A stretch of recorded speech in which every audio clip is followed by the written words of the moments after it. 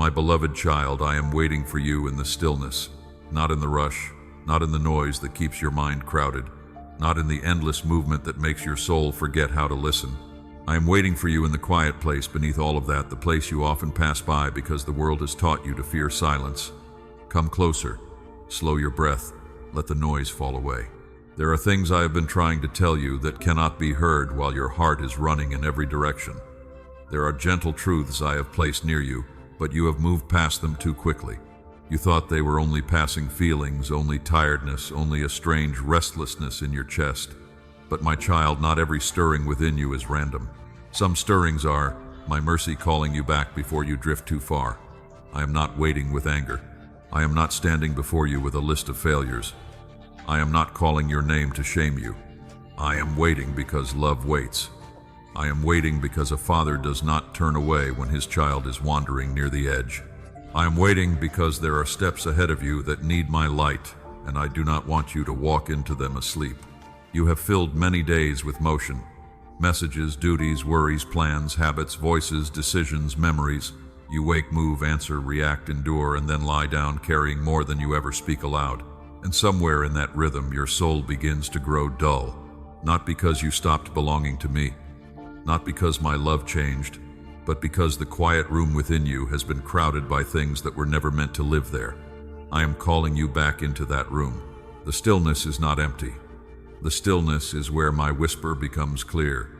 The stillness is where you remember that you are not only trying to survive the day, you are my child, known, seen, and held by love. Do not be afraid of what you may hear when you become quiet. Many avoid stillness because they fear it will expose them. But my light does not come to destroy you. It comes to show you what needs healing. It comes to reveal what has been draining you. It comes to uncover the places where fear has been pretending to be wisdom and delay has been pretending to be patience. There are warnings I have given you gently. A pause before saying yes. A heaviness after choosing what looked easy. A loss of peace around something everyone else called reasonable. A quiet grief when you realized you were becoming less alive in a place you once called safe. My child, listen to those moments. Not with panic, but with reverence. I speak in many ways and often. My first movement in you is not loud. It is a sacred unease, a soft pressure, a tender interruption, a sense that something needs to be brought into the light before it grows stronger in the dark. You have sometimes called this imagination. You have told yourself that you are overthinking.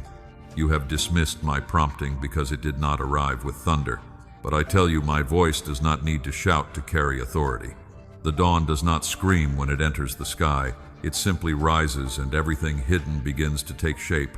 So it is with my presence. I often come like the first light through a closed window. Gentle, patient, easy to miss if your back remains turned. Yet that small light is enough to show the dust in the room, the chair out of place, the door left open, the path waiting before you. Do not despise gentle light because it is not dramatic. Many of my greatest rescues begin quietly. Beloved, I know the parts of you that are tired. I know the places where you no longer expect much because disappointment has trained you to lower your hope. I know how many times you have said, not today, I will deal with this later. Later I will pray, later I will change. Later I will forgive. Later I will listen. Later I will come back.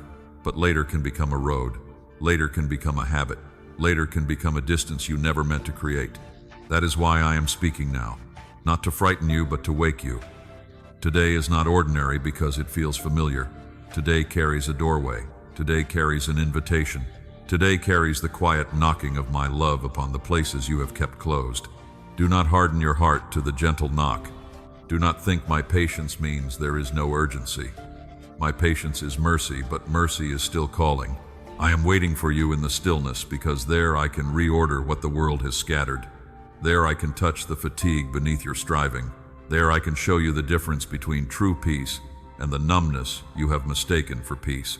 There I can remind you that you do not need to keep running to prove you are alive. Come into my presence as you are, with the unfinished questions, with the restless thoughts, with the tired faith, with the hidden fear that if you stop moving, everything you avoided will finally catch up to you. I will meet you there. I will not overwhelm you. I will not expose everything at once. I will speak as a father speaks to a beloved child, with truth wrapped in mercy. I will show you the next thing. I will give enough light for the next step, enough peace for the next breath, enough courage for obedience. My child, this is where awakening begins. Not in noise, but in return. Not in striving, but in listening. Not in performing strength, but in allowing my presence to reach the places you have guarded for too long. I am waiting for you in the stillness. Come back before the noise takes another day. Come back before delay becomes your dwelling.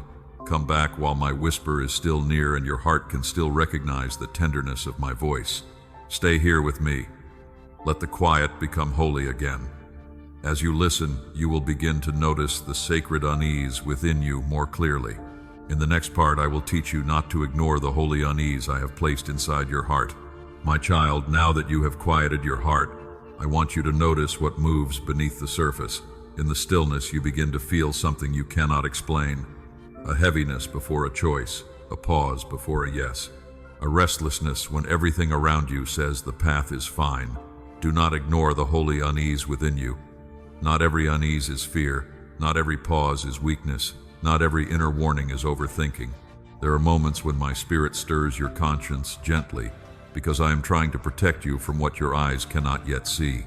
I may not stop you with thunder. Sometimes I place a quiet pressure inside your heart, a sacred discomfort, a soft interruption that says, slow down, listen again, do not move forward too quickly. My child, you have often dismissed these promptings because they did not come with certainty. You wanted a clear answer, a visible reason. But I often guide you first through sensitivity before I give you understanding. A shepherd does not always shout at the sheep. Sometimes the shepherd taps the ground, shifts the staff, and the sheep that knows his voice turns before danger. I have been doing that with you. I have placed pauses in your path. I have allowed certain doors to feel heavy before you touch them. I have made certain conversations leave a weight in your spirit. I have let certain familiar places feel less like home because I was awakening discernment within you. I do not want you scanning every moment as if danger hides behind every corner. That is not my peace. That is not my way. I am teaching you awareness, not anxiety. I am teaching you discernment, not panic. I am teaching you to recognize the difference between a wounded imagination and a holy warning. A wounded imagination says, everything will hurt me. A holy warning says, pause. My child, this path needs light. A wounded imagination makes my voice seem far away. A holy warning draws you closer to me. A wounded imagination leaves you trapped in fear. A holy warning leads you into wisdom. Beloved, learn the fruit of what you feel. If unease pushes you into shame and confusion, bring it to me, and let me separate fear from truth. If the unease draws you to pray, to slow down, to examine your motives, to wait for peace, then do not treat it as nothing. My spirit often begins with a whisper before the path becomes obvious. Think of a traveler walking through a forest just before evening. The path may look clear, but the air changes. The birds grow quiet. The branches stop moving. Something in the atmosphere says, pay attention. The traveler may not yet see the storm, but the creation is already signaling what is coming. So it can be within your soul.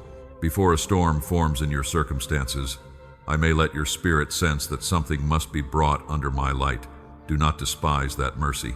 I know what is ahead. I see the hidden motives in rooms you have not entered. I see the end of roads that look harmless at the beginning. I see the cost of choices that promise relief today, but will take peace from tomorrow. When I stir your heart, I am not trying to control you like a harsh master. I am keeping you like a father who sees beyond the bend in the road. You may call it inconvenience. You may call it uncertainty. You may call it an interruption, but often it is. My hand resting gently on your shoulder before you step into what will drain your strength. My child, there are people, places, habits, and decisions that do not appear dangerous at first. They may even seem reasonable. They may come with kind words, smooth explanations, familiar comfort, or quick relief. Yet deep within, something feels misaligned. The peace does not settle. The light does not rest there. You try to convince yourself that it is fine, but the quiet part of you keeps asking, why do I feel pulled away from God when I move closer to this? Listen to that question. Do not answer it too quickly. Do not bury it under excuses. Do not let other people's confidence silence my warning within you. There were times when you already knew. You knew before the outcome. You knew before the disappointment. You knew before the door became painful. Something inside you said, be careful. But you overruled it because the choice looked easier, because you did not want conflict, because you feared losing what you thought you needed. I do not say this to shame you. I say it so that next time you will honor the light sooner. Even your past mistakes can become teachers when placed in my hands. Do not live in regret. Live in awakened wisdom. Remember Samuel as a child in the quiet of the night. He heard his name, but he did not immediately understand that I was calling. He ran to a human voice first because he was still learning how to recognize mine. I did not reject him for needing guidance. I called again. I was patient. I taught him to listen. In the same way I am teaching you. You may not recognize my prompting perfectly at first, but do not let that keep you from learning. Say to me, Father, teach me your voice. Say, Father, make my heart sensitive without making it afraid. Say, Father, help me know the difference between fear and wisdom. Say, Father, do not let me ignore what you are gently showing me. This is a prayer I will honor. Beloved, the holy unease within you may sometimes come when you are about to say yes to something that looks promising but lacks peace. It may come when you keep postponing a step of obedience. It may come when you continue a habit that quietly dulls your soul. It may come when you are near a person whose words sound right but whose presence pulls you away from truth. It may come when you are living so busy that your inner life is asking for rescue. Pause when it comes. Bring it into my presence. Do not build a conclusion from one feeling, but do not throw it away. Let me interpret it. Let me test it. Let me show you whether it is fear needing comfort, wisdom needing attention, or conviction inviting change. My child, I speak to protect life in you. I interrupt to preserve what is precious. I stir you because I love you too much to let you sleepwalk into places that will weaken the light I placed inside you. A true father does not watch silently while his child walks toward an unseen edge. Stay close. The holy unease is not your enemy. When brought to me, it becomes a doorway to discernment. In the next part, I will show you that my warnings are proof of my nearness, and that every loving interruption carries the hand of a father who has never left your side. My beloved child, stay close to me as the holy unease within you becomes clearer. I have shown you that not every inner pause is fear, and not every restlessness is weakness. Now I want you to understand the love behind those moments. My warnings are proof of my nearness. I do not warn you because I am far away. I do not interrupt you because I desire to control you. I do not make your heart uneasy because I enjoy seeing you uncertain. I warn because I am near enough to see what your eyes cannot see. I interrupt because I am close enough to touch your shoulder before you step where harm is hidden. I stir your conscience because love does not stay silent while the beloved moves toward danger. My child, this is the heart of a father. A stranger may watch you wander and say nothing, but a father speaks, a father reaches, a father calls your name before the edge appears beneath your feet. Do not mistake my warning for rejection. Do not mistake my correction for distance. Do not mistake my restraint for abandonment. Sometimes my nearness feels like comfort. Sometimes it feels like a warm covering over your tired soul. Sometimes it feels like peace returning after a long season of heaviness. But at other times, my nearness feels like a holy interruption. It feels like a door that will not open smoothly. It feels like a plan that suddenly loses peace. It feels like a quiet voice within you saying, "Wait, my child, not this way." That too is love. Beloved, you have often wanted my presence only in forms that feel soothing. You have wanted me to confirm what you already desire, bless what you already planned, and make the road easy when your heart has already chosen it.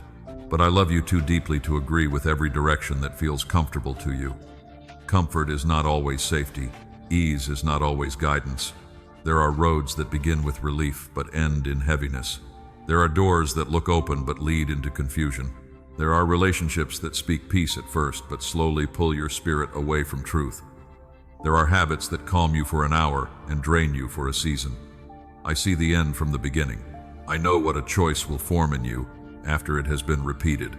I know which places will nourish your soul and which places will teach you to ignore my voice. So when I warn you, I am not trying to take life from you. I am trying to keep life alive within you. Think of a small lamp near a dangerous path. The lamp does not remove the cliff. It reveals where not to step. It may make the traveler uncomfortable because the traveler realizes how close the danger was. But that discomfort is mercy. The light did not create the danger.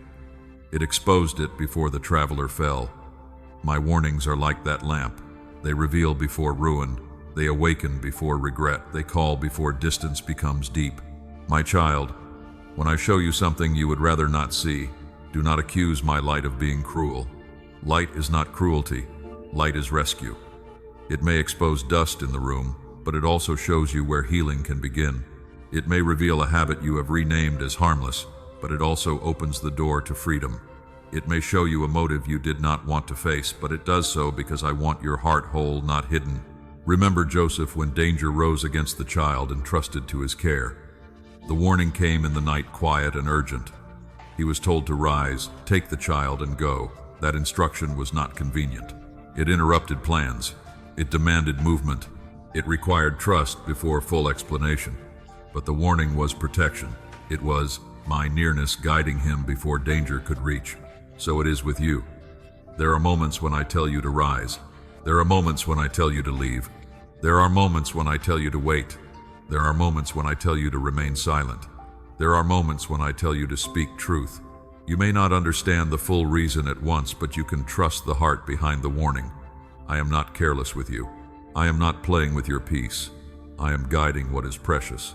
My beloved child, when you sense my warning, bring it into prayer before you bring it into argument. Do not immediately defend the thing I am touching. Do not hurry to explain why it should be fine. Sit with me long enough to ask, Father, what are you showing me? What am I trying not to see? What is this discomfort asking me to surrender, examine, or pause? This is how wisdom grows. Not by fearing every feeling, not by obeying every impulse, not by living suspicious of everything. Wisdom grows when you let me interpret the inner movement instead of letting fear, desire, or pressure interpret it for you. My warning will never demand that you despise yourself. It will never speak hopelessness over you. It will never say you are beyond restoration. Those are not my words. My warning may be firm, but it carries a path back to life. My correction may be sharp enough to awaken, but it will always hold mercy. My restraint may stop you suddenly, but it will never leave you abandoned on the road. I stop you so I can lead you. I expose so I can heal. I interrupt so I can protect. I correct so I can restore. Beloved, if you feel a warning, do not run from me. Run to me. If you feel a loss of peace around something, do not cover it with noise. Bring it into stillness. If you feel a door becoming heavy, do not force it open because pride wants proof. Ask me whether the weight is resistance to be endured or protection to be honored. I will not leave you confused when your heart is surrendered. I may not answer every question, but I will give enough light for the next step. I will give enough peace to obey. I will give enough clarity to stop pretending that what drains you is harmless. My child, my warnings are proof that I am involved in your life. They mean I am not watching from a distance. They mean your steps matter to me. They mean your future is not random. They mean I still speak before the storm becomes visible. Receive them with humility. Receive them with gratitude. Receive them as signs of a Father whose hand has not left you. And now, because my warnings come in love, do not delay when I call you to listen. Delay can sound gentle, but it can carry you farther than you intended to go. Stay close with me, beloved. In the next part, I will show you how delay whispers like a gentle lullaby. My beloved child, stay close as I speak to the place in you that keeps saying later. I have shown you that my warnings are proof of my nearness. Now I want you to understand one of the quietest dangers on your path. Delay whispers like a gentle lullaby. It rarely arrives like rebellion. It rarely sounds like darkness. It rarely tells you to reject me completely. Delay is softer than that. It comes with a calm voice. It says, not now. Wait until life settles down. Wait until you feel stronger. Wait until the pressure passes. Wait until you understand more. Wait until tomorrow, and then tomorrow becomes another tomorrow, and the door I asked you to approach remains unopened. My child, delay can feel reasonable. That is why it is so dangerous. If it looked evil from the beginning, you would resist it quickly, but it often looks like caution. It dresses itself like wisdom. It speaks with the tone of patience. It makes obedience seem extreme and postponement seem mature. Yet beneath its gentle sound, something sacred begins to grow cold. The prayer you meant to pray becomes silence. The apology you meant to offer becomes pride. The habit you meant to surrender becomes familiar. The step of obedience you meant to take becomes a memory of conviction you once felt.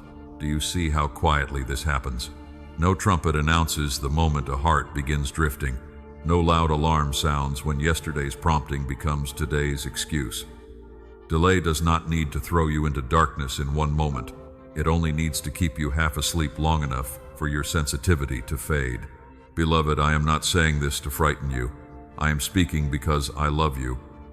A sleeping child near a fire does not need a softer blanket. The child needs to be awakened. A traveler resting on a road where danger is approaching does not need another hour of sleep. The traveler needs a loving hand to shake the shoulder and say, "Rise now." That is what I am doing. I am not shaking you in anger. I am awakening you in mercy. There are things I have been asking you to face, not because I wish to trouble your life, but because I see what delay will cost if it continues. A truth avoided does not disappear. A wound ignored does not heal. A calling postponed does not become easier simply because time passes. Often the longer you delay, the heavier obedience feels. My child, remember the wise and foolish virgins waiting for the bridegroom. The foolish ones were not openly hostile.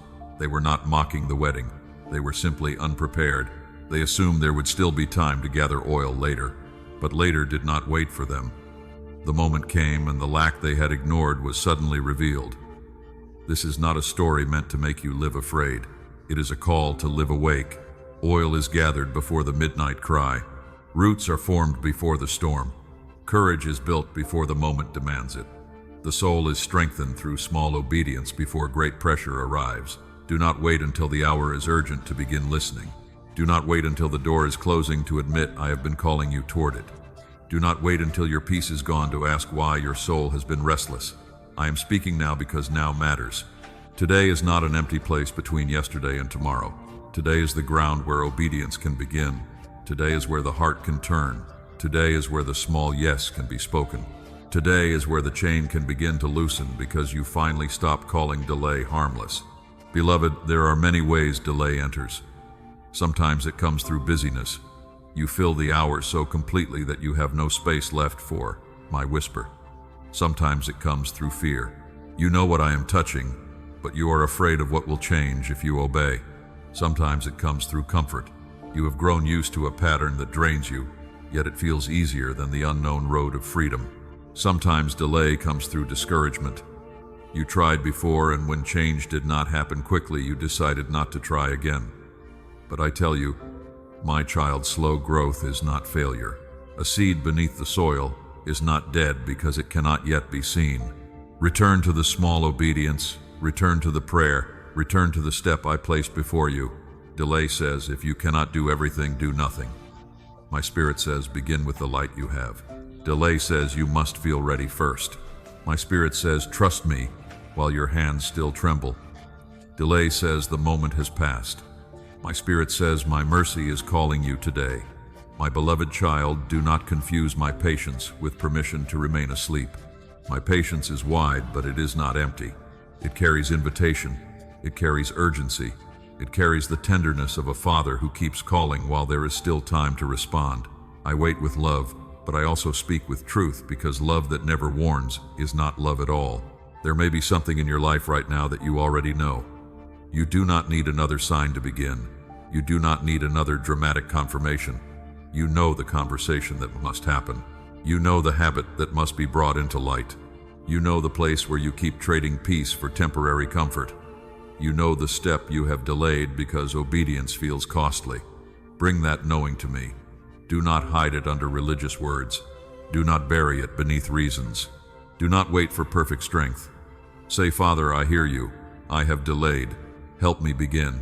That prayer opens a window. It lets fresh air enter the room where excuses have grown stale. It turns your face toward my light again. And I will not mock your late beginning. I will meet you there with mercy, clarity, and strength for the next step. Do not be ashamed that I had to call more than once. I know how heavy the heart can become when hope has been delayed. I know how fear teaches people to stay still and call it wisdom, but when I call again, it is not proof that you failed beyond repair. It is proof that my mercy is still reaching for you. Even now, my child, rise gently but truly. Do not rush in panic. Do not move to prove yourself. Move because my voice is calling you into life. One sincere step toward obedience is more precious than many promises made while staying still. Let today become the place where delay loses its lullaby and your spirit wakes to my whisper again. Stay close, beloved. Delay may whisper softly, but my love speaks clearly. In the next part, I will show you why you must wake up before the door closes and why some moments must be answered while they are still called today. My beloved child, stay awake with me. I have shown you how delay can whisper like a gentle lullaby, how it can make postponement feel harmless while your soul slowly loses sensitivity. Now I want you to hear the urgency inside, my love. Wake up before the door closes. I am not saying this to make you afraid. I am saying this to make you aware. I am saying this because today matters more than you think. My child, there are doors in life that do not remain open forever in the same way. There are seasons that carry a special grace. There are moments when my spirit presses gently upon your heart, and if you respond, something begins to shift. If you continue to ignore it, the moment may pass not because my love ends, but because your heart has moved out of rhythm with what I was doing. Do not misunderstand me. I am patient. I am merciful. I do not abandon you because you are slow to understand. I do not stop loving you because you hesitated. But love does not pretend that delay has no consequence. Mercy opens a door, but obedience steps through it. Beloved, you have sometimes looked at an open door and treated it like a wall decoration. You admired the possibility. You thought about change. You imagined what obedience might look like. You said, one day I will walk through. One day I will answer. One day I will surrender this. One day I will begin again. But an open door is not given only to be observed. It is given to be entered at the appointed time. Some doors are quiet. They do not swing wide with applause. They open in the heart first. A conviction returns. A word begins to trouble you. A familiar habit no longer feels peaceful. A relationship begins to reveal what it is truly forming in you. A desire to pray returns after a long silence. A longing for holiness rises in a place that once felt numb. That is a door. Do not miss it because it does not look dramatic. Do not miss it because it begins small. Do not miss it because you expected my call to arrive with more noise. My child, when Noah was told to build the sky, did not yet look like judgment to those around him. The warning came before the rain. The preparation came before the flood. The obedience came before the visible proof. Those who waited until the water rose waited too long. I say this not to frighten you, but to show you how my warnings often come before the world can understand them. You may be waiting for outer evidence while I am already speaking inwardly. You may be waiting for the situation to become unbearable before you obey. You may be waiting for the pain to grow louder before you admit that I have been calling. But I am asking you to wake before the collapse, before the bitterness hardens, before the habit deepens, before the heart grows numb, before the opportunity loses its tenderness. My beloved, there is mercy in early obedience. There is protection in responding while the whisper is still soft. There is freedom in turning while the road back is still near beneath your feet. Do not wait until everything is broken before you believe. My voice was loving you. A door may close in many ways. Sometimes it closes because a season ends. Sometimes because a heart becomes hardened through repeated ignoring. Sometimes because what would have been simple becomes complicated through delay. Sometimes because a person, opportunity calling, or inner sensitivity moves beyond the place where it can be received in the same form. But even here, I do not speak as one who condemns. I speak as the Father who sees you standing close to the threshold and says, "My child, come now." Do not sleep beside the doorway. Do not sit in the hallway of almost. Do not keep admiring freedom while remaining in what has bound you. Rise, open your heart, step toward the light. You do not need perfect courage to begin. You do not need to understand every detail. You do not need to feel completely ready. Readiness often grows after the first faithful step. Strength often comes while you are moving, not while you are arguing with fear. Beloved, there is a dangerous place called almost surrendered, almost healed, almost honest, almost obedient, almost awake. It feels close enough to comfort the conscience, but not close enough to change the life. You were not created to live in almost.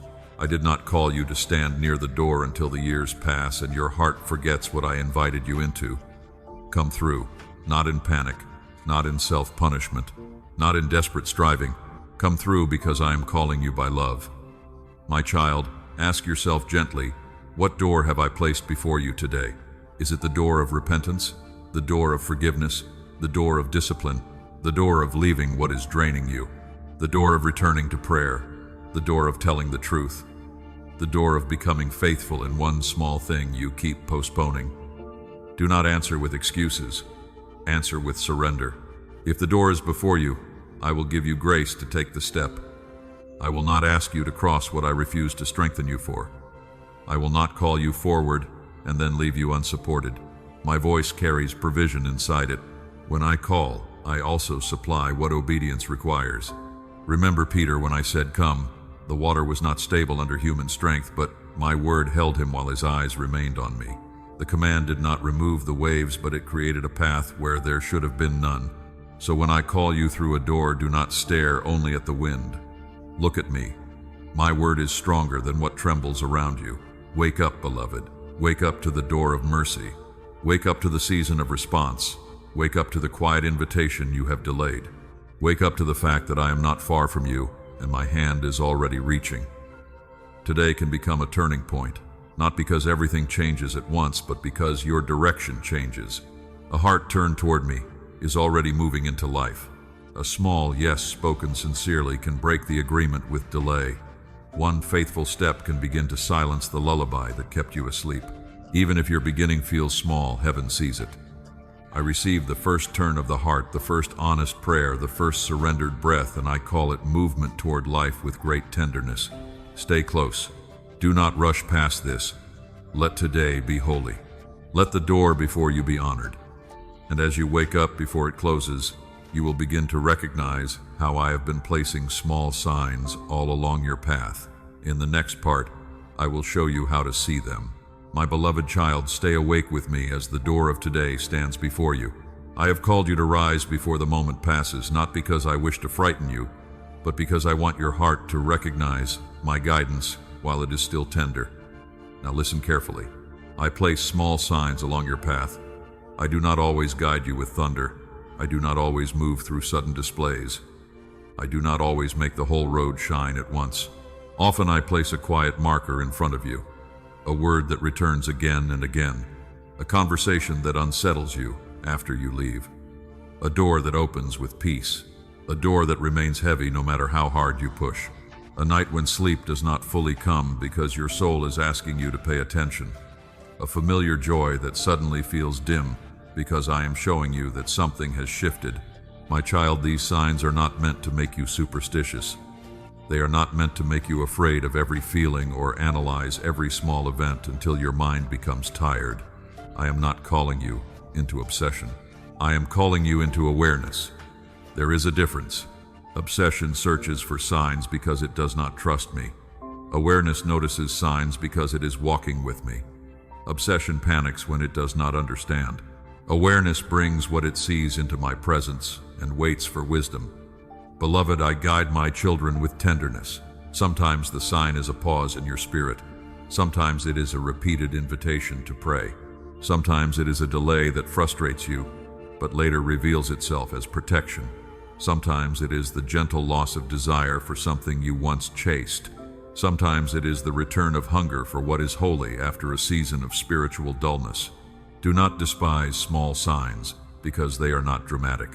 A lighthouse does not need to move the ocean to save the ship. It only needs to shine from the shore. A signpost does not walk the road for the traveler. It simply points in the right direction. In the same way, the signs I place do not replace obedience. They invite you to walk with me more carefully. I have been placing them for a long time. You have not always noticed, but I have been faithful. You have not always understood, but I have been near. You have not always responded, but I have continued to speak. Think back, my child. There were moments when a path seemed right, yet something inside you could not rest. There were moments when a person's words sounded kind, yet your spirit felt guarded. There were moments when you planned to continue in an old pattern, but a sudden heaviness came over your heart. There were moments when a scripture, a phrase, a memory, or a quiet question followed you through the day. Those were not always accidents. Sometimes they were my mercy laying small stones along the road so you would not lose your direction in the fog. I do not want you to chase signs more than you seek my face. That would only lead you into confusion. Seek me first. Stay near to my voice. Then the signs will find their proper place. They will not become your master. They will become confirmations, warnings, and gentle reminders that my hand is involved in your life. My child, a sign without communion can be misread, but a sign brought into prayer becomes clearer. So when you notice something stirring, pause with me. Ask Father, what are you showing me? Is this a warning? Is this an invitation? Is this a correction? Is this comfort? Is this simply something I must release back into your hands? Do not rush to make meaning before you have rested in my presence. Many have been led astray not because I failed to speak, but because they took one sign and built a whole story without my peace. They saw one open door and assumed it was permission. They saw one closed door and assumed it was rejection. They felt one emotion and called it guidance. My child, I am teaching you deeper discernment than that. Look for my peace. Look for alignment with truth. Look for the fruit that follows. Look for whether the sign draws you closer to humility, obedience, wisdom, and love. If what you see makes you proud, reckless, harsh, fearful, or distant from me, pause, bring it back. Let me cleanse your interpretation. The enemy can twist what the heart does not surrender, but nothing brought humbly into my light needs to remain confused. Remember the wise men who followed the star. The star was a sign, but it did not replace worship. It led them to my Son. That is what true signs do. They do not make you worship the sign itself. They lead you closer to me. They draw you toward reverent surrender and the place where your heart bows before truth. Beloved, I may place signs through closed doors. You may think a delay is against you, yet later discover it saved you from something your eyes could not see. I may place signs through open doors that come with quiet peace, not loud excitement. I may place signs through the wisdom of someone who loves me. I may place signs through your body when exhaustion tells you that the pace you are keeping is not holy. I may place signs through the repeated discomfort you feel around a habit that once felt harmless. Listen gently. Do not force, do not ignore, do not exaggerate. Bring it all to me. My child, the purpose of these signs is not control, it is companionship. I am showing you that you are not walking through life abandoned to chance. Your steps matter. Your choices matter. Your inner life matters. I care enough to speak before the fall, before the wrong agreement deepens, before the habit becomes harder to break, before the peace becomes numb. When you notice a sign, let it make you tender, not fearful. Let it make you attentive, not restless. Let it make you grateful, because a father who marks the path is a father who walks with the child. I am with you in the small things. I am with you in the pause. I am with you in the unexpected delay. I am with you in the quiet invitation to turn back. I am with you in the hidden nudge that says, come closer.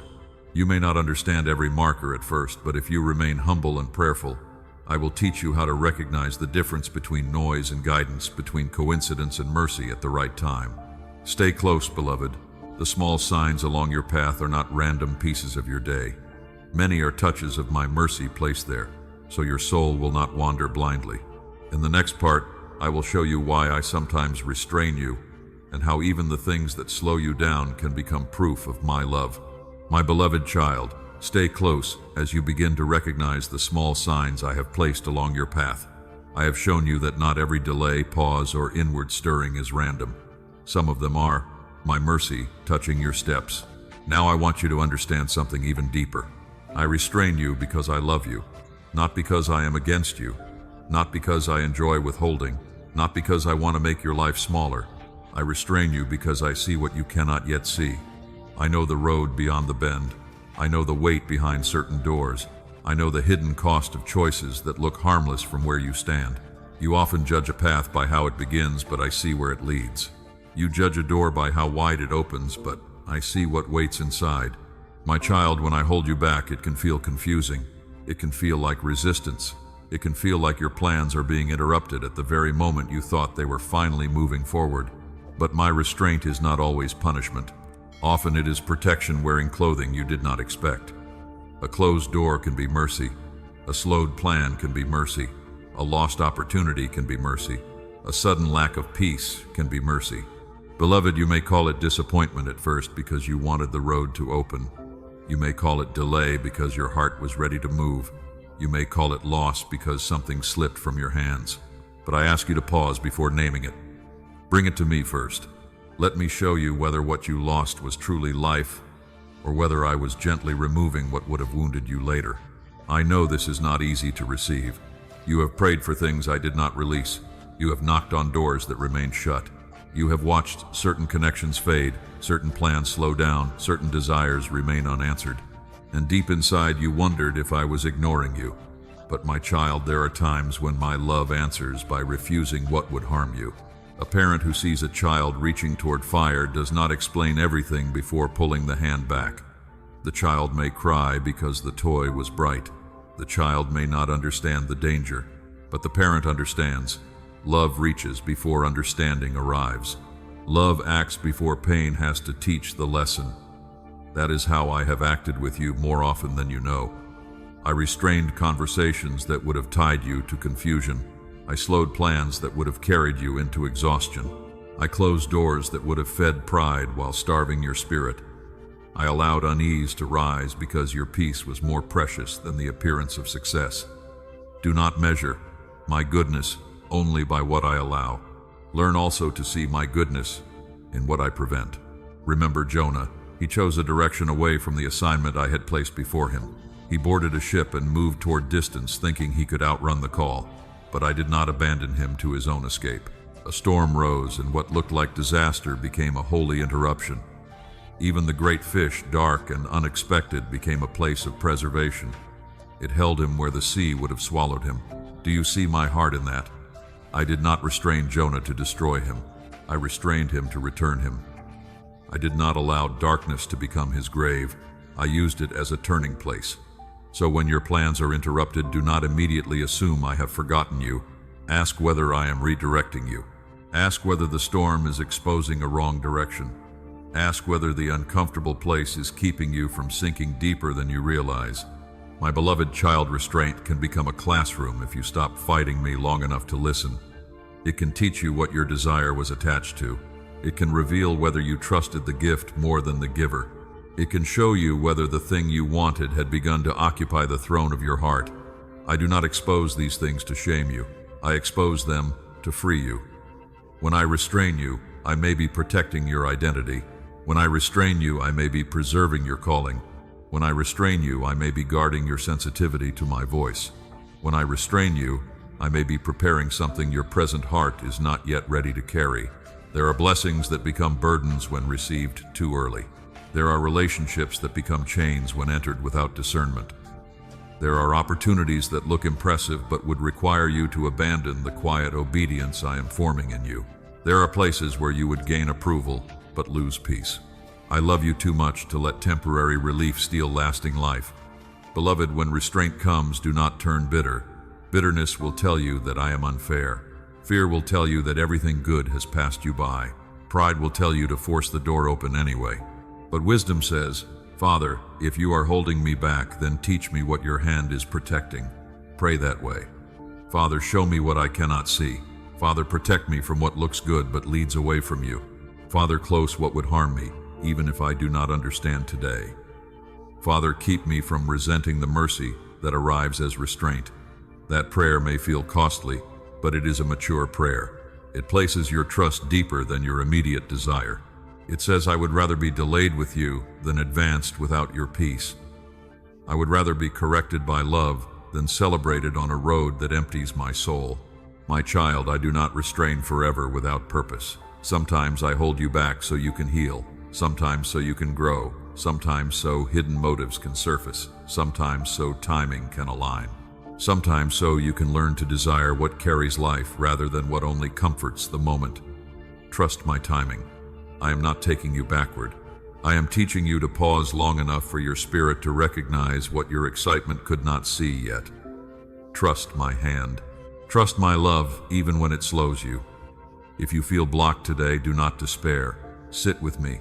Let me search the root of your frustration. Are you grieving something truly good, or are you grieving control? Are you losing something I gave, or something you used to avoid trusting me? Are you being opposed by darkness or protected by my mercy? I will teach you to discern. Stay close, beloved. My restraint is not rejection. It is often the hidden side of my nearness. And as you learn to trust the hand that holds you back, I will show you how even the smallest choices are shaping your soul. In the next part, I will teach you why the small choices matter more than you realize.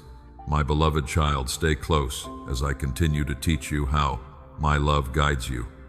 I have shown you that I sometimes restrain you not to reject you, but to protect what I placed within you. Now I want you to understand something that many overlook. The small choices are shaping your soul. Not only the great decisions, not only the visible turning points, not only the moments other people notice.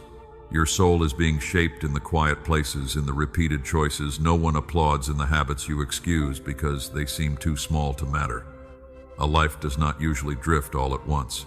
It is guided by the tiny agreements the heart makes day after day. My child, a river does not carve a valley with one drop of water. It carves through patient repetition. One stream flowing over the same place again and again begins to shape the stone beneath it. In the same way, your repeated choices are carving pathways inside you. What you return to often becomes what your soul begins to call normal. This is why I speak to you gently about the small things, the small delay, the small compromise, the small bitterness you keep feeding, the small distraction you allow to steal your stillness, the small excuse that keeps you from obedience. None of these may look heavy at first, yet repetition gives weight to what once seemed light. A thought repeated becomes a mindset. A reaction repeated becomes a pattern. A neglected prompting repeated becomes dullness. A small yes to my voice repeated becomes strength. A small return repeated becomes faithfulness. Beloved, do not despise the hidden formation of your soul. Heaven watches what the world ignores. I see the moment you choose a soft answer instead of a sharp one. I see the moment you close the door to a thought that would pull you into fear. I see the moment you pause before reacting, the moment you choose prayer over complaint, the moment you turn from something that feeds your flesh but drains your spirit. Those moments matter. They may feel small, but they are not wasted. They are bricks in the house of your inner life. You have sometimes believed that transformation must feel dramatic to be real. You expected lightning. You expected sudden strength. You expected one prayer to make every weakness disappear. But often I build deeply through quiet faithfulness. I form roots in places where no one can see. I teach the soul to choose life in ordinary moments before I entrust it with heavier seasons. A tree is not strengthened in one storm. It is strengthened by years of hidden growth. Each day the roots press deeper. Each season the trunk becomes more able to stand. Then when winds come, people notice the strength, but they did not see the years beneath the soil. So it is with you. The courage others may one day see will be formed through choices you make today in secret. My child, there are small choices that open your soul to light. A few honest words in prayer, a moment of silence before answering, a decision to forgive instead of rehearsing offense, a choice to rest when pride wants to keep proving, a decision to tell the truth when hiding would be easier, a simple return to my presence after drifting. These choices may not feel grand, but they keep the lamp within you supplied with oil. They keep your heart tender. They keep your hearing clear. They keep your steps aligned with life. But there are also small choices that slowly dim the soul. You know them by their fruit. After them, peace feels thinner. Prayer feels farther away. Your mind becomes crowded. Your heart becomes more defensive. You become less patient, less grateful, less aware of my nearness. Nothing may collapse immediately, but something inside becomes less sensitive. Do not ignore that change. Do not call it nothing. Do not tell yourself it does not matter because everyone does it. My beloved child, the world will teach you to measure a choice only by whether it causes immediate damage. But I teach you to measure it by what it forms in you. Does it make you more awake to my voice? Does it increase love, humility, purity, and peace? Does it strengthen your ability to obey, or does it make compromise easier next time? This is spiritual wisdom, not fear, not perfectionism, not harsh self-judgment. Wisdom sees the direction hidden inside repetition. A small seed does not look like a forest, but it carries a future. If you plant fear every day, fear will grow. If you plant gratitude every day, gratitude will grow. If you plant avoidance every day, avoidance will grow. If you plant obedience every day, obedience will grow. You cannot keep planting one thing and expect another harvest. I tell you this because I love the garden of your soul. I want to pull out what will choke life before it spreads. I want to water what is holy before it dries. I want to teach you to guard the soil of your heart. Remember Daniel. He did not become faithful only when the pressure became public. His strength was formed through a hidden rhythm of devotion. When the test came, he simply continued what had already been shaped in secret. His public courage grew from private consistency. That is how faithfulness is often formed. Beloved, begin where you are. Do not look at the whole garden in despair. Bring me one area, one habit, one repeated reaction. One choice you know is shaping you in the wrong direction. Do not hide it. Do not defend it. Bring it into my light and say, Father, teach me to choose life here. I will not shame you for beginning small. I will not mock one obedient step. I will not reject the fragile yes that trembles in your mouth. I will strengthen it. There is grace for the next choice. Not only for the entire journey at once, but for the next choice, the next word, the next pause, the next no, the next yes, the next return. And as you keep returning, you will begin to notice a holy change. What once ruled you will lose strength. What once felt impossible will become possible through my Spirit. What once seemed small will reveal itself as the place where freedom began. My child, your soul is not shaped only by what happens to you. It is also shaped by what you repeatedly agree with. Agree with my truth. Agree with my light. Agree with my correction. Agree with my mercy. Agree with the life I am forming in you. Even now, one quiet decision can turn your heart back toward the path of life again in me today. Stay close, beloved. The small choices are shaping your soul, and I am teaching you to choose with awakened eyes. In the next part, I will show you that what looks harmless may be quietly draining your life, and I will help you see it before it steals your strength. My beloved child, stay close as I continue to show you how the small choices are shaping your soul. I have taught you that nothing repeated in the hidden place remains without influence. Now I want you to look gently but honestly at something deeper. What looks harmless may be draining your life. Not everything that weakens you arrives with obvious danger. Not everything that steals from you looks dark at first. Not everything that pulls you away from me feels wrong in the beginning. Some things drain slowly. They do not break the door down. They enter like a small draft under a window. At first you barely notice. Then the room grows colder and you wonder why your heart no longer feels warm. You wonder why prayer feels harder, why your thoughts feel heavier, why peace feels thinner, why your soul feels tired even when nothing dramatic has happened. This is why I ask you to pay attention. There are habits that do not look sinful to others, but they make you less alive inside. There are conversations that do not sound cruel, but leave your spirit restless. There are forms of entertainment, comfort, distraction, and routine that seem harmless yet quietly dull your hunger for my presence. They do not always announce themselves as chains. Sometimes they come as relief. But not every relief is restoration. Not every comfort is healing. Not every escape gives rest. Beloved, I know why you reach for certain things. I am not blind to your weariness. I know the places where you felt unseen, unheard, and emotionally spent. I know why you wanted something easy, something familiar, something that did not ask you to face the ache within. I do not speak to you with contempt. I speak with compassion and truth. A tired soul can mistake numbness for peace. A wounded heart can mistake distraction for healing. A lonely spirit can mistake noise for companionship. My light does not come to shame you. It comes to help you see what is really happening beneath the surface. You may have called it harmless, but ask what it is forming in you. Ask what remains afterward. Does it leave you clearer, softer, more awake, more able to love, more sensitive to my voice? Or does it leave you emptier, duller, more restless, more defensive, more distant from what is holy? Fruit reveals the root. My child, a slow leak can empty a vessel without making a sound. A lamp can run low on oil before the flame disappears. A garden can begin to wither while the fence still stands upright. In the same way, your outer life may continue while your inner life quietly loses strength. You may still answer messages, complete tasks, smile when needed, and move through the day. Yet beneath it all, something sacred may be asking for attention. Do not wait until you collapse to admit you are being drained. Do not wait until bitterness hardens to admit it has been growing. Do not wait until desire rules you to admit you have been feeding it. Do not wait until prayer feels foreign to admit the noise has become too loud. I am speaking before the loss becomes deeper. Beloved, one of the enemy's oldest strategies is to make harmful things look small. Just a little resentment, just a little delay, just a little compromise, just a little secret indulgence, just a little constant scrolling to avoid silence, just a little comparison, just a little harshness in the heart. But small things repeated can become strong things. A thread becomes a rope when many strands are twisted together.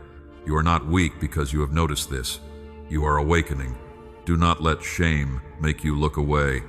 Shame says if you admit this, you will be condemned. My spirit says if you bring this into the light, you will begin to be free. There is a great difference. Shame buries. Light heals. Shame says, hide. My voice says, come closer. Remember Samson. His strength was not lost in one sudden public moment. The loss began earlier through repeated compromise, through closeness with what should have been guarded, through underestimating what was slowly taking hold of him. By the time the visible fall came, the inner warnings had already been ignored. I do not remind you of this to frighten you. I remind you because I love you before the haircut, before the chains, before the consequences become visible. I warn before ruin. I shine before darkness deepens. I call before the heart becomes numb. My child, look at your daily rhythms with me, not with harshness, but with honesty. What do you return to when you are tired? What do you use to avoid feeling? What drains your peace but keeps getting permission to stay? What makes you less patient with others? What pulls your attention away from the quiet place where I have been waiting for you? Do not answer quickly. Let my spirit search with tenderness. Perhaps it is not one great thing. Perhaps it is many little things gathering weight. A night spent feeding worry. A morning begun without stillness. Words spoken from irritation. A habit of postponing obedience. A way of checking every voice except mine. Together they can crowd the room of your soul. I want to clear the room, my child, not to leave you empty. To make space for life. To make space for my peace. To make space for holy desire to breathe again. You may feel resistance when I touch what has been draining you. That is natural. The familiar often feels safer than freedom at first. But do not confuse familiarity with life. Some things have been with you so long that you have stopped questioning whether they still belong. Let me ask you gently. Is this helping you live, or is it helping you avoid living? Is it restoring your soul, or merely delaying your pain? Is it drawing you into truth or keeping you half asleep? My child, I do not ask these questions to take away joy. I ask because I want your joy to be real. I want you to know the difference between a cup that refreshes and a cup that only numbs the thirst for a moment. I want you to stop surviving on what cannot nourish you. Come to me with what looks harmless but feels heavy afterward. Come to me with what you defend too quickly. Come to me with what you hide from prayer. Come to me with the small drain, the quiet leak, the familiar escape. I will not crush you. I will restore order. I will teach you to release what empties you and receive what strengthens you. This is not punishment. This is love arranging your inner life so it can carry my light again. Stay close, beloved. What looks harmless may be draining your life, but my light is already revealing it so freedom can begin. In the next part, I will show you how discipline is love restoring order and how costly choices today can become a doorway to strength, clarity, and peace. My beloved child, stay close as my light reveals what has been draining your life. I have shown you that some things look harmless, yet slowly make your soul tired, your prayer distant, and your peace thin. Now I want you to understand the gift that many misunderstand. Discipline is love restoring order. It is not punishment. It is not pressure. It is not me standing over you with anger. Discipline, when it comes from My heart is love arranging what disorder has scattered. It is the hand of a father gathering the pieces of your life and putting them back into holy alignment. It is not meant to crush your spirit. It is meant to help your spirit breathe again. My child, disorder does not always feel chaotic at first. Sometimes disorder feels comfortable because it lets you avoid what is difficult. It lets you delay the hard conversation. It lets you keep the habit that numbs the ache. It lets you ignore the tiredness in your body. It lets you live by impulse and call it freedom. But slowly what seemed easy begins to rule you. That is why I bring discipline, not to make your life smaller, to give your life back to you, not to take away joy, to protect the kind of joy that can remain. Beloved, true discipline is not the voice that says, try harder until you break. That is not my voice. My discipline begins with truth, but it carries mercy. It says, my child, this rhythm is harming you. This habit is training your heart away from me. This way of speaking is poisoning your peace. This use of time is leaving your soul empty. Come, let me teach you another way. I do not ask you to build order by fear. I ask you to receive order through love. A garden does not flourish because it is neglected. It flourishes when someone tends it, waters. It removes what is choking life and gives space for what is fruitful to grow. So it is with you. I prune to make room for fruit. I correct to make room for freedom. I restrain to make room for life. I reorder to make room for peace. Do not resist my discipline simply because it touches what you have become used to. Some things have sat in your life so long that they feel like part of you, but they are not your true identity. A repeated excuse is not your identity. A weary pattern is not your identity. A habit formed in pain is not your identity. I am restoring you beneath the layers you have carried. My child, discipline begins with returning to the simple things, not dramatic promises, not emotional declarations that fade by morning. Simple faithfulness, a time to pray even when your feelings are quiet, a decision to pause before reacting, a choice to sleep instead of feeding worry all night, a willingness to say no to what keeps stealing your peace, a small yes when my spirit invites you back into truth. These things are not small in heaven. They are the training ground of a restored soul. Remember Nehemiah when the walls of Jerusalem were broken. The city did not become whole by wishing. The people had to rebuild section by section, stone by stone. The broken places had to be named. The gaps had to be repaired. The gates had to be restored. Yet the rebuilding was not only work, it was a sign that what had been ruined was not forgotten. So it is with your life. I do not point to the broken wall to condemn you. I point to it because I am ready to rebuild. I do not show you the gap so you will despair. I show you the gap so you will place it in my hands. Beloved, there are walls in your soul that need repair, boundaries that have collapsed, rhythms that have become loose, priorities that have been pushed aside, desires that have become unguarded, words that have grown careless, time that has been spent without purpose. I am not exposing these things to shame you. I am inviting you to rebuild with me. Discipline says this belongs in its rightful place. Rest belongs in its rightful place. Work belongs in its rightful place. Desire belongs in its rightful place. Emotion belongs in its rightful place. Your body belongs in its rightful place. Your words belong in their rightful place. Your time belongs under holy stewardship.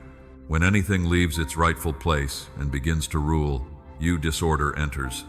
And when disorder remains long enough, the soul becomes weary. You may not know why you feel tired, but beneath the tiredness, there may be many things carrying authority that were never meant to govern you. My discipline restores authority to what is true. It teaches your emotions to become messengers, not masters.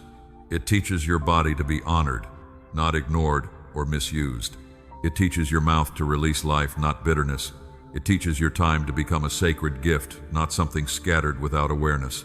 This is not harshness. This is holiness, bringing your life back into harmony. Like a musician tuning an instrument, I adjust what has become strained so the sound of your life can carry clarity again. The tuning may feel uncomfortable because the strings have been pulled by many hands, but I know the song I placed within you. Beloved, do not try to change everything at once by your own strength. That is how many begin with panic and end in exhaustion. Come to me for the next faithful adjustment. Ask me where to begin. Perhaps I will begin with your mornings. Perhaps with your words. Perhaps with what you consume when you are tired. Perhaps with the way you avoid silence. Perhaps with the place where you keep saying yes because you fear disappointing others. Let me lead the order of restoration. My discipline is personal because my love is personal. I know where you are fragile. I know where you need firmness. I know where you need patience. I know what must be removed quickly and what must be healed gently. I do not treat you like a project. I treat you like my beloved child. Receive discipline as evidence that I have not given up on the garden of your soul. If I correct, it is because fruit is still possible. If I call you back, it is because the path of life is still before you. If I ask you to surrender, it is because your hands are holding something too small for the life I am preparing. Order will not steal your freedom. It will protect it. Discipline will not bury your joy. It will give your joy roots. Obedience will not erase you. It will restore you. Stay close, beloved. Let my love put your life back in order, step by step, without fear, without shame, and without haste. In the next part, I will teach you to honor the life I placed within you, because what I restore must also be cherished, guarded, and lived. My beloved child, stay close as my love restores order within you. I have shown you that discipline is not punishment, but a holy arrangement of what has become scattered. Now I want you to understand why this order matters. Honor the life I placed within you. Your life is not an accident. Your breath is not common. Your body, your time, your attention, your strength, and your inner world have been entrusted to you by my hand. My child, many people move through their days as though life is something to spend without thought. They wake, rush, react, consume, endure, and collapse, without ever pausing to ask whether the way they are living honors the gift I have placed inside them. But I did not create you to live carelessly with what is sacred. I breathed life into you with intention. I formed you with value. I placed within you a spirit that can hear me, respond to me, love, discern, create, forgive, and carry light into dark places. Do not treat that lightly. Beloved, honoring your life does not mean worshiping yourself. It means receiving what I gave you with reverence. It means understanding that your body is not a burden to ignore. Your mind is not a room to fill with every voice. Your heart is not a container for endless bitterness, and your time is not empty space to be wasted without awareness. Everything in you is connected. When you neglect your body, your spirit can become weary. When you feed your mind with noise, your discernment can grow dull. When you carry resentment, your prayer can feel heavy. When you scatter your time, your soul can lose rhythm. This is why I speak about stewardship. Not because I want you tense and afraid, but because I want you awake. Stewardship is love becoming responsible. It is gratitude becoming action. It is the child saying, Father, what you placed in my hands matters, and I do not want to waste it. My child, listen to your life with me. Listen when your body is tired. Listen when your spirit feels dry. Listen when your mind is crowded. Listen when your words become sharper than your heart wants them to be. These are not always signs of failure. Sometimes they are signals that something needs care. A lamp cannot burn well when its oil is neglected. A garden cannot flourish when it is never watered. A musical instrument cannot give a clear sound if it is never tuned. So why would your soul remain strong if it is never tended? Do not call exhaustion holiness. Do not call constant hurry faithfulness. Do not call self-neglect sacrifice when I am inviting you into wise care. There is a kind of giving that flows from my love, and there is a kind of giving that comes from fear, guilt, or the need to be needed. I want to teach you the difference. Beloved, there are moments when obedience means serving. There are also moments when obedience means resting. Rest is not laziness when I call you into it. Rest is trust. Rest says, Father, the world is not held together by my striving. My worth is not proven by my exhaustion. My life belongs to you, and I can receive renewal without shame. Honor the life I placed within you by giving me your mornings before the noise claims them. Even a few quiet breaths with me can change the direction of your day. Honor your life by choosing words that do not poison the atmosphere around you. Honor your life by refusing to let hidden bitterness become a guest that never leaves. Honor your life by nourishing what strengthens you and releasing what only numbs you. I am not asking for perfection. I am asking for attention. A life becomes holy not only through large sacrifices, but through small acts of reverence repeated in ordinary places. The way you speak to yourself matters. The way you treat your body matters. The way you use time matters. The way you respond when tired matters. The way you return to me after drifting matters. Remember Elijah after the mountain and the fire. He was weary, afraid, and exhausted. I did not first give him a long lecture. I gave him rest. I gave him food. I let him sleep. Then I spoke to him in the gentle whisper. Do you see my tenderness there? I cared for the servant, not only the assignment. I cared for the body that carried the calling. I cared for the heart that had grown tired from battle. So it is with you. I care for the whole of you, not only what you produce, not only what you accomplish, not only what others receive from you. You are not a machine for service. You are my beloved child. The life inside you matters to me before it ever becomes useful to anyone else. My child, honor also means refusing what slowly degrades the life I gave you, not with hatred for yourself, but with love for what is sacred. When you say no to what drains your peace, you are honoring my gift. When you turn away from a pattern that dulls your spirit, you are honoring my gift. When you stop giving unlimited access to voices that confuse you, you are honoring my gift. This is not selfishness, this is wisdom. You cannot pour clear water from a vessel filled with bitterness. You cannot walk steadily if you keep feeding the very things that weaken your steps. You cannot hear my whisper clearly if every corner of your inner room is crowded with noise. Let me help you clean the room. Not violently, not all at once, but faithfully. One corner of the heart, one rhythm of the day, one habit of speech, one place where your life needs to be treated as holy again. Beloved, time is a sacred river. It keeps moving whether you honor it or ignore it. You cannot hold yesterday in your hands, and tomorrow has not yet been given. But today is here. This breath is here. This moment is here. Do not despise today because it feels ordinary. Ordinary time becomes sacred when it is offered to me. Ask me, Father, how do I honor the life you gave me today? Perhaps I will lead you to forgive. Perhaps I will lead you to pause. Perhaps I will lead you to speak truth. Perhaps I will lead you to rest. Perhaps I will lead you to begin again in one small place. Whatever I show you, receive it as love. I am teaching you to live awake, not pressured, whole, not scattered, rooted, not driven. I want your life to carry my light with tenderness and clarity. Stay close, beloved child. Honor the life I placed within you, because a life cherished in, unquote, my presence becomes able to discern what truly leads to freedom. In the next part, I will show you that emotions are waves, not your master, and I will teach you how to stand steady when your inner sea begins to rise. My beloved child, stay close as you learn to honor the life I placed within you. I have spoken to you about your body, your time, your breath, your words, and the sacred life I entrusted to your care. Now I want to speak to the inner sea that often rises within you. Emotions are waves, not your master. I do not despise your feelings. I do not ask you to become hard. I do not call you holy because you no longer feel. I created you with the ability to feel deeply. Joy, grief, tenderness, longing, anger, hope, sorrow, compassion, and desire are not strange to me. I know how the human heart moves. I know how pain can tighten the chest, how disappointment can make the room feel smaller, how fear can turn ordinary thoughts into storms, how love can make your soul ache with both beauty and risk. My child, your emotions are real, but they are not always rulers of truth. They can tell you that something is happening inside you, but they cannot always tell you what to do. A wave can show that the sea is moving, but the wave is not the captain of the ship. If the ship obeys every wave, it will never reach the harbor.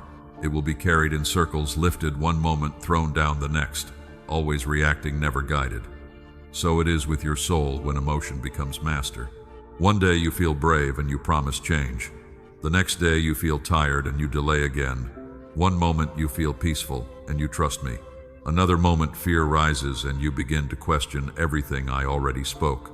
One conversation leaves you encouraged and your hope awakens. One silence from another person makes you feel forgotten, and suddenly your identity shakes. Beloved, this is why I am teaching you to stand deeper than feeling, not above feeling in pride, not against feeling in denial, deeper than feeling in truth. Your emotions need shepherding, They need my presence.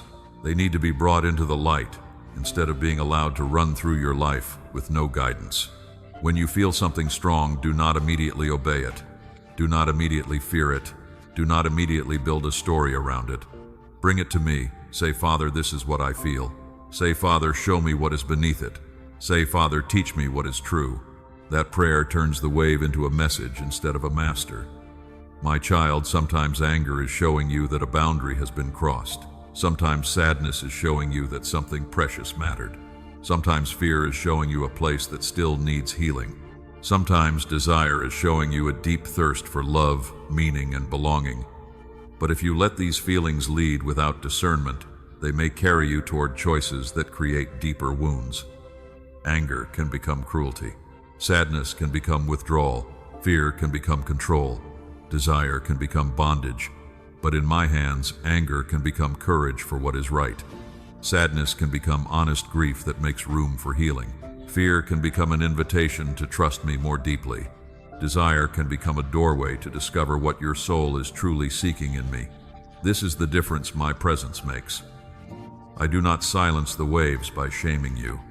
I teach the boat to be guided by my voice. Remember the disciples in the boat when the storm rose against them. The waves were real, the wind was real, their fear was real. But fear did not know the whole truth. Fear looked at the water and said, "We are perishing." My son stood in the same storm and spoke peace. The difference was not that the disciples imagined danger. The difference was that fear interpreted danger without remembering who was in the boat. My child, when emotion rises, remember who is in the boat with you. I am with you in the grief. I am with you in the uncertainty. I am with you in the disappointment. I am with you when your inner waters are loud. Do not let the wave convince you that I have left. Do not let the storm rename my silence as absence. Do not let one strong feeling become the final authority over what I have already spoken. Beloved, there are moments when your feelings will say, "Answer now." My spirit may say, "Wait." Your feelings will say, "Withdraw completely." My spirit may say, "Speak truth with gentleness." Your feelings will say, "Hold on tightly." My spirit may say, "Release what you cannot control." Your feelings will say, "You are unsafe unless you manage every outcome." My spirit will say, "Trust me with what your hands cannot hold." This is spiritual maturity. Not emotionless living, ordered living. It is when your feelings are acknowledged, but not enthroned. It is when your heart can tremble, yet your feet remain on the path. It is when tears can fall, yet truth still stands. It is when fear can knock, yet peace remains the one who opens the door. My child, do not make permanent decisions from temporary storms. Do not speak final words from passing waves. Do not return to old bondage because one evening felt lonely. Do not abandon obedience because one morning felt heavy. Let the wave pass through my presence before you decide what it means. Come to me before you react. Come to me before you send the message. Come to me before you close the door. Come to me before you call fear wisdom. I will help you listen beneath the surface. Many emotions carry younger wounds. A present moment may touch an old place, and suddenly the reaction feels larger than the situation. I see this with compassion. I know where the wound began. I know why your heart protects itself. But I also know how to lead you beyond reactions into freedom. You do not have to be ruled by what once hurt you. You do not have to obey every wave formed by an old storm. You do not have to live as a servant to inner weather. My spirit will teach you another way. Breathe. Pause. Name what you feel. Bring it to me. Ask what is true. Choose the next faithful step, not the loudest emotional demand. This is how the sea within you begins to settle. This is how discernment grows. This is how you become steady without becoming hard. This steadiness is not your achievement. It is my life ordering what pain once scattered, one surrendered response at a time with grace. Beloved, I want your heart alive, not numb, tender, not uncontrolled, free, not driven. Let your emotions become signals brought into communion, not kings ruling from hidden thrones. Stay close. As you learn that emotions are waves, not your master, you will be ready to understand the freedom of obedience. In the next part, I will show you how obedience opens the door to true freedom, where you are no longer ruled by every wave, but led by the one who never changes. My beloved child, stay close as the waves within you begin to settle under my voice. I have shown you that emotions are real, but they are not your master. Now I want to lead you into a deeper truth. Obedience opens the door to true freedom. Not the freedom the world advertises, not the freedom of following every desire, not the freedom of doing whatever rises in the moment. True freedom is not living without guidance. True freedom is living without bondage. It is the soul no longer dragged by fear, ruled by old wounds, controlled by sudden emotion, or chained to patterns that promise relief while quietly stealing peace. My child, many people think obedience is a narrow room. They imagine it as loss restriction and the end of their own voice. But obedience to me is not a prison, it is a doorway. It is the path that leads you out of the prison you did not know had become familiar. When I ask you to obey, I am not asking you to become less of yourself. I am restoring you to who you truly are. I am freeing you from the version of you that fear trained. I am freeing you from the version of you that wounds defended. I am freeing you from the version of you that kept reacting instead of living. Beloved, look honestly at what has called itself freedom in your life. Was it truly freedom when anger decided your words? Was it freedom when fear decided your silence? Was it freedom when desire pulled you back into what made your soul heavy? Was it freedom when comfort kept you from the step I had already placed before you? If a thing controls you, it is not freedom, even if it feels pleasant for a while. If a habit owns your peace, it is not freedom. If a relationship requires you to abandon truth to keep it, it is not freedom. If an emotion can move you away from my voice, then that emotion has been sitting on a throne I never gave it. My child, obedience removes false rulers. It brings your inner life back under the light of my kingdom. It teaches fear to bow. It teaches desire to wait. It teaches anger to be purified. It teaches grief to be held by hope. It teaches the will to trust me more than the moment. This is why obedience can feel uncomfortable at first. It touches the places that have been used to ruling. It asks what is unhealed to stop driving. It asks what is impulsive to slow down. It asks what is proud to become humble. It asks what is wounded to come into my hands instead of building its own walls. But do not fear this process. I do not correct you to erase you. I correct you to free you. I do not command you because I need control. I command you because I know the road to life. Remember Israel when I led them out of Egypt. They were no longer slaves, yet their minds still knew the rhythm of slavery. The door of freedom opened, but walking through it required trust. The wilderness exposed what bondage had taught them. They had to learn how to follow the cloud, receive daily provision, and obey my voice when the old patterns cried out to return. So it can be with you. A door can open, yet the soul must learn how to live free. You may leave one harmful pattern, but still feel the pull of its old comfort. You may know what is right, but still miss what was familiar. You may step toward obedience, yet hear the old voice saying, "Go back, this is easier." Do not go back. The easier place was not always the freer place. The familiar place was not always the living place. The comfortable place was not always the place where your soul could breathe. Beloved, obedience is how you keep walking out, not by strength alone, but by surrender.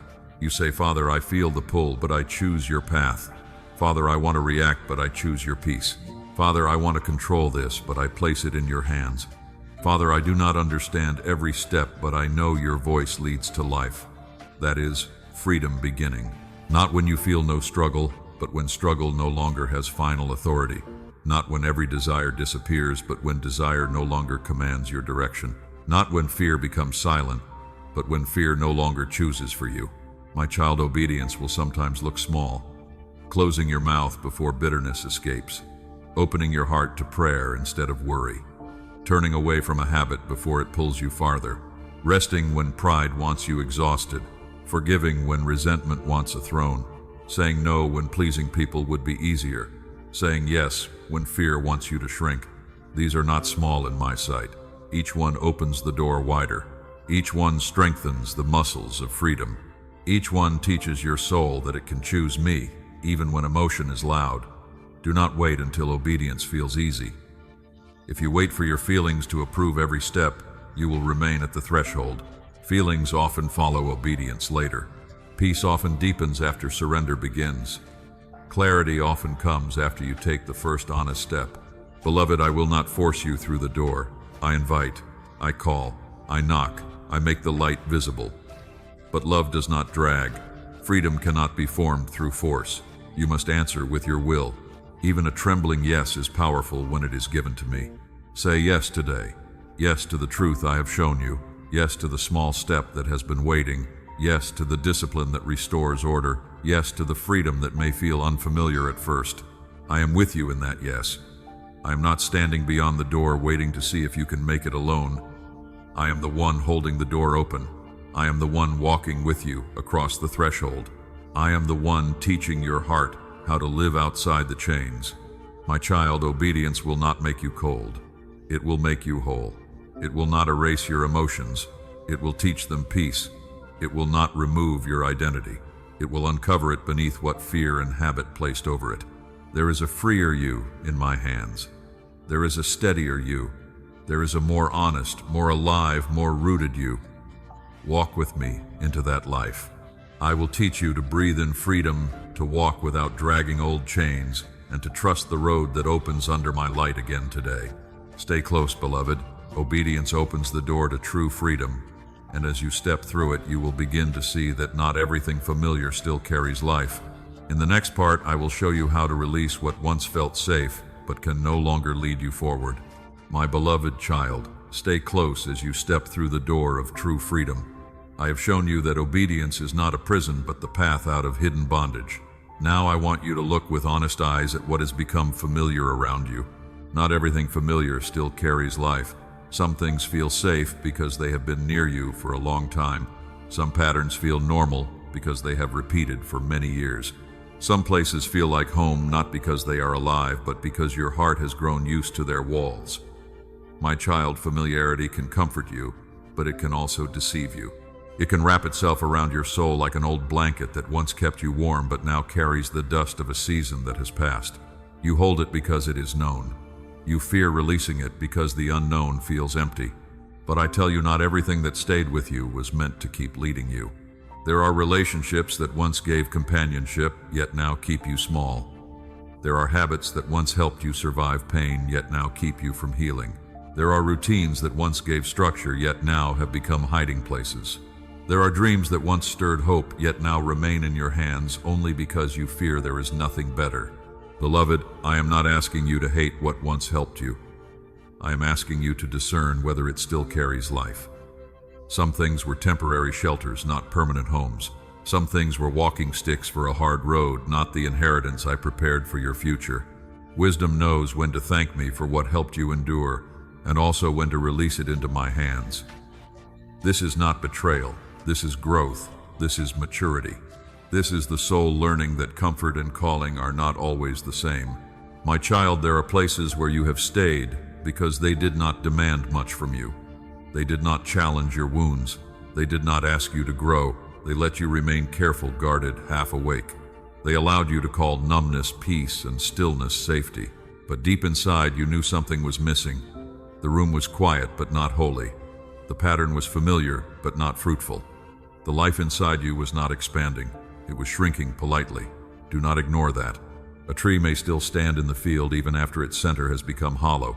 From a distance, it looks strong. Birds may still land upon it. People may still recognize its shape. But inside, life has departed. The roots no longer drink deeply. The branches no longer bear fruit. A storm will reveal what appearance is hidden. So it can be with familiar things in your life. They may still look stable. They may still have history. They may still carry emotion. But if they no longer bear the fruit of peace, truth, humility, love, wisdom, and nearness to me, then you must ask whether you are preserving life or preserving an old shape. Beloved, I know releasing what is familiar can feel like grief. Even when something has drained you, you may still mourn it because it has been part of your story. I do not mock that grief. I understand it. Letting go can feel like stepping out of a room before the next room has fully appeared. It can feel like standing with empty hands after years of holding something tightly. But empty hands are not punishment when they are open to me. Empty hands can receive. Empty hands can be healed. Empty hands can be filled with what is living. My child, do not cling to what is dead because you fear the space that release will create. That space may be the very room I need in order to plant something new. If your heart is crowded with old attachments, old fears, old patterns, and old definitions, where will new life breathe? I do not remove in order to leave you barren. I clear the ground because I am a wise gardener. Remember Abraham. I called him to leave what was familiar without giving him every detail at once. He left the known land because he trusted the one who called. The leaving was not rejection of his past. It was movement toward promise. He could not carry his entire old world into the place I was preparing. Faith required release before arrival. So it is with you. Some doors cannot be entered while your hands grip yesterday. Some new seasons cannot breathe while old patterns govern your choices. Some promises cannot unfold while you remain loyal to what no longer carries my life. Listen to me gently, but seriously. Familiarity is not proof of assignment. History is not proof of fruit. Comfort is not proof of peace. Just because something has been with you for a long time does not mean it is still meant to travel with you. Ask me for discernment. Father, is this still alive? Father, is this still forming Christ in me? Father, is this familiar because you placed me here or because fear taught me to stay? Father, help me release what has finished its purpose. This prayer takes courage. It asks me to show you not only what is wrong, but what is finished. Some things are not evil. They are simply complete. Some places are not cursed. They are simply no longer where I am asking you to remain. Some rhythms are not sinful in themselves, but they are no longer strong enough to carry the life I am awakening in you. Beloved, do not expect everyone to understand your release. Some people will only know the version of you that survived in old spaces. They may wonder why you no longer fit where you once settled. They may call your growth distance. They may call your obedience change. Let them speak gently in the background while you follow my voice. You are not leaving true love behind. You are leaving what cannot walk with truth. I will teach you how to release without hatred. I will teach you how to bless what must end. I will teach you how to grieve without returning to bondage. I will teach you how to walk forward without hardening your heart. My child, the freedom I give is not careless. It is holy. It does not make you despise your past. It helps you stop living inside it. It does not make you proud. It makes you available. It does not make you rootless. It plants you where my life can grow. What I remove will not leave you poorer. It will make room for the living grace your heart has not yet learned to expect again. Stay close. Not everything familiar still carries life, but my voice will show you what must remain and what must be released. In the next part, I will lead you deeper into the light, and I will show you how my light reveals what you have hidden, not to shame you, but to heal you. My beloved child, stay close as you release what no longer carries life. I have shown you that not everything familiar is still fruitful, and not every old shelter is meant to remain your home. Now I want to lead you into a deeper mercy. Let my light reveal what you have hidden. Do not be afraid of my light. Do not run from what I gently uncover. Do not mistake exposure for rejection. My child, I do not shine light into the hidden rooms of your soul to humiliate you. I shine light there because darkness has held those rooms for too long. What remains hidden often continues to speak. What remains unnamed often continues to shape you. What remains unhealed often becomes a silent ruler inside the heart. But when my light enters, truth begins to breathe. You have hidden some things because you were ashamed. You have hidden some things because you were tired of explaining. You have hidden some things because you believed that if anyone saw them, even me, you would be loved less. But I have seen every room already, and my love has not changed. I know the fear behind the locked door. I know the grief beneath the anger. I know the desire beneath the habit. I know the loneliness beneath the distraction. I know the wound beneath the thing you keep defending. Beloved, you may have called it nothing. You may have called it personality, weakness, routine, comfort, or the way you cope, but my light does not accept false names. Not because I am harsh, but because healing begins when truth is allowed to speak plainly. A chain that is called a bracelet will remain on the wrist longer than it should. A wound that is called normal will keep bleeding beneath the clothing. So let me name what needs healing. Let me show you without condemning you. Let me uncover without crushing you. There is a difference between the accuser and the healer. The accuser exposes to shame. I reveal to restore. The accuser points at what is hidden and says, "This is who you are." I point to what is hidden and say, "This is what I am ready to heal." The accuser pushes you away from me. My light draws you closer. Do not confuse the two voices. My child, sometimes the hidden thing is not a terrible secret. Sometimes it is a quiet agreement with fear. Sometimes it is resentment you have carried so long that it feels like protection. Sometimes it is the belief that nothing good will last, so you never fully receive joy. Sometimes it is the need to control every outcome, because life once made you feel powerless. These hidden agreements can shape your choices more than you realize. They whisper beneath your decisions. They color how you interpret people. They make you hear rejection where there was only delay.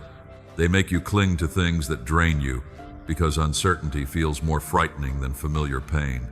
My light comes to break those hidden agreements. Imagine a room that has been closed for years. The air inside has grown heavy. Dust has settled over every surface. The curtains are drawn. At first, when the window opens, the light may show more dust than beauty. But the light did not create the dust. It only revealed what had already been there, so the room could finally be cleaned and used again. So it is within you. When I reveal what has been hidden, the first feeling may be discomfort. You may feel exposed. You may want to close the curtains again. But remain with me. Let the light stay.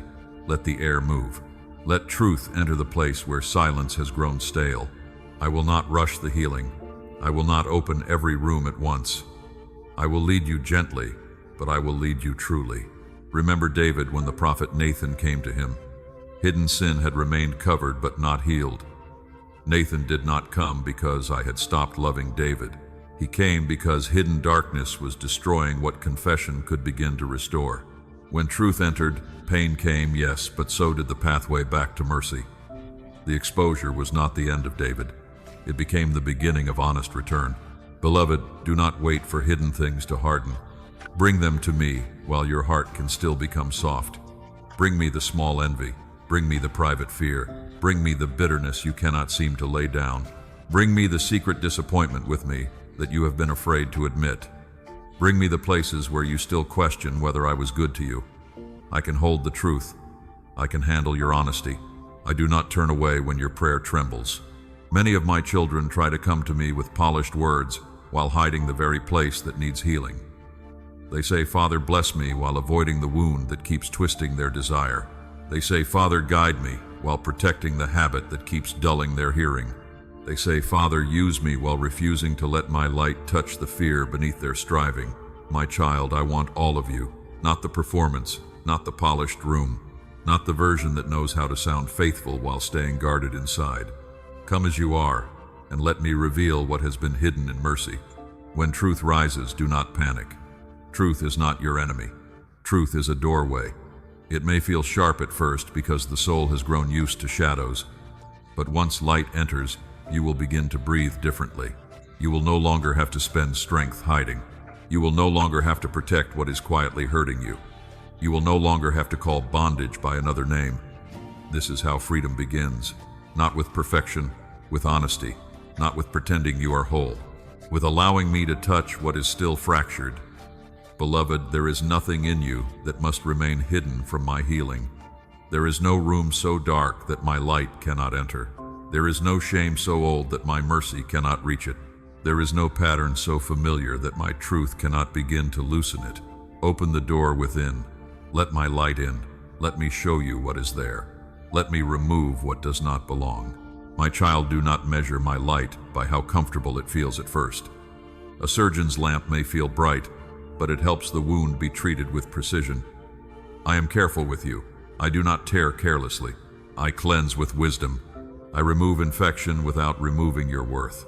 I touch the hidden place so life can return there and peace can breathe freely again today. Stay close, beloved. My light reveals what you have hidden, not to shame you, but to heal you. In the next part, I will show you that truth is the beginning of freedom, because what is named in my presence can no longer rule you from the dark. Beloved child, stay close as my light shines into the hidden rooms of your heart. I have shown you that I do not reveal what is hidden to shame you, but to heal you. Now I want you to receive this truth. Truth is the beginning of freedom. not performance, not pretending, not hiding behind words that sound faithful, while the wound remains untouched. Truth brought into my presence begins to loosen what darkness has used to hold you. A hidden chain may feel powerful as long as it remains unnamed, but when it is brought into my light, its authority begins to break. What you keep concealed can continue whispering in secret. What you bring to me can begin to be healed. My child, many have lived for years under burdens they never named. They called fear wisdom. They called bitterness protection. They called exhaustion responsibility. They called avoidance peace. They called bondage comfort because it had been familiar for so long. But changing the name of a chain does not make it freedom. Changing the name of a wound does not make it whole. Let truth speak. Let it speak gently. Let it speak fully. Let it speak before the hidden thing grows stronger. Beloved, I know truth can feel frightening at first. When your soul has lived around something for a long time, honesty can feel like losing control. You may wonder what will happen if you finally say it plainly. Father, I am afraid. Father, I am angry. Father, I have been avoiding you. Father, I have been using this habit to numb what hurts. Father, I am tired of pretending I am fine. Those words do not push me away. They open the door. They are not the end of faith. They are faith becoming honest. They are the first breath of a soul that no longer wants to survive in the dark. I would rather receive one honest sentence from your trembling heart than many polished words that keep the deepest place hidden. My child, truth is not cruelty when it comes from my hand. Truth is a key. It opens the locked room. It does not break in with violence. It waits for your willingness, then enters with light. It may show dust, pain, fear, and disorder, but it also shows the room can become clean, useful, and filled with life. The enemy wants you to fear truth because he knows truth weakens his hold. He wants you to believe that if you admit the struggle, you become the struggle. If you admit the fear, you become fearful. If you admit the wound, you become broken beyond repair. That is a lie. You are not what you confess to me. You are the child I am healing. You are the life I am restoring. You are the one I am calling into freedom. Beloved, confession is not agreeing with shame. Confession is agreeing with light. Shame says, this is who you are. Truth says, this is what needs healing. Shame says, hide. Truth says, come closer. Shame says you will be rejected. Truth says, mercy is waiting. Do you see the difference? When you speak truth before me, you are not giving darkness more power. You are removing its hiding place. A shadow cannot remain strong when the curtain is opened. A lie cannot rule the same way when it has been named in my presence. A hidden wound cannot keep shaping every decision when you allow me to touch it. Remember the woman at the well. My son spoke truth into her story, but he did not use truth to destroy her. He revealed what had been hidden not to humiliate her, but to offer living water. She came carrying shame, thirst, and history. She left carrying testimony. Truth did not become her prison. Truth became the doorway where grace met her. So it is with you. The truth you fear may become the place where living water begins to flow. The honesty you avoid may become the doorway to peace. The confession you delay may become the first step into freedom.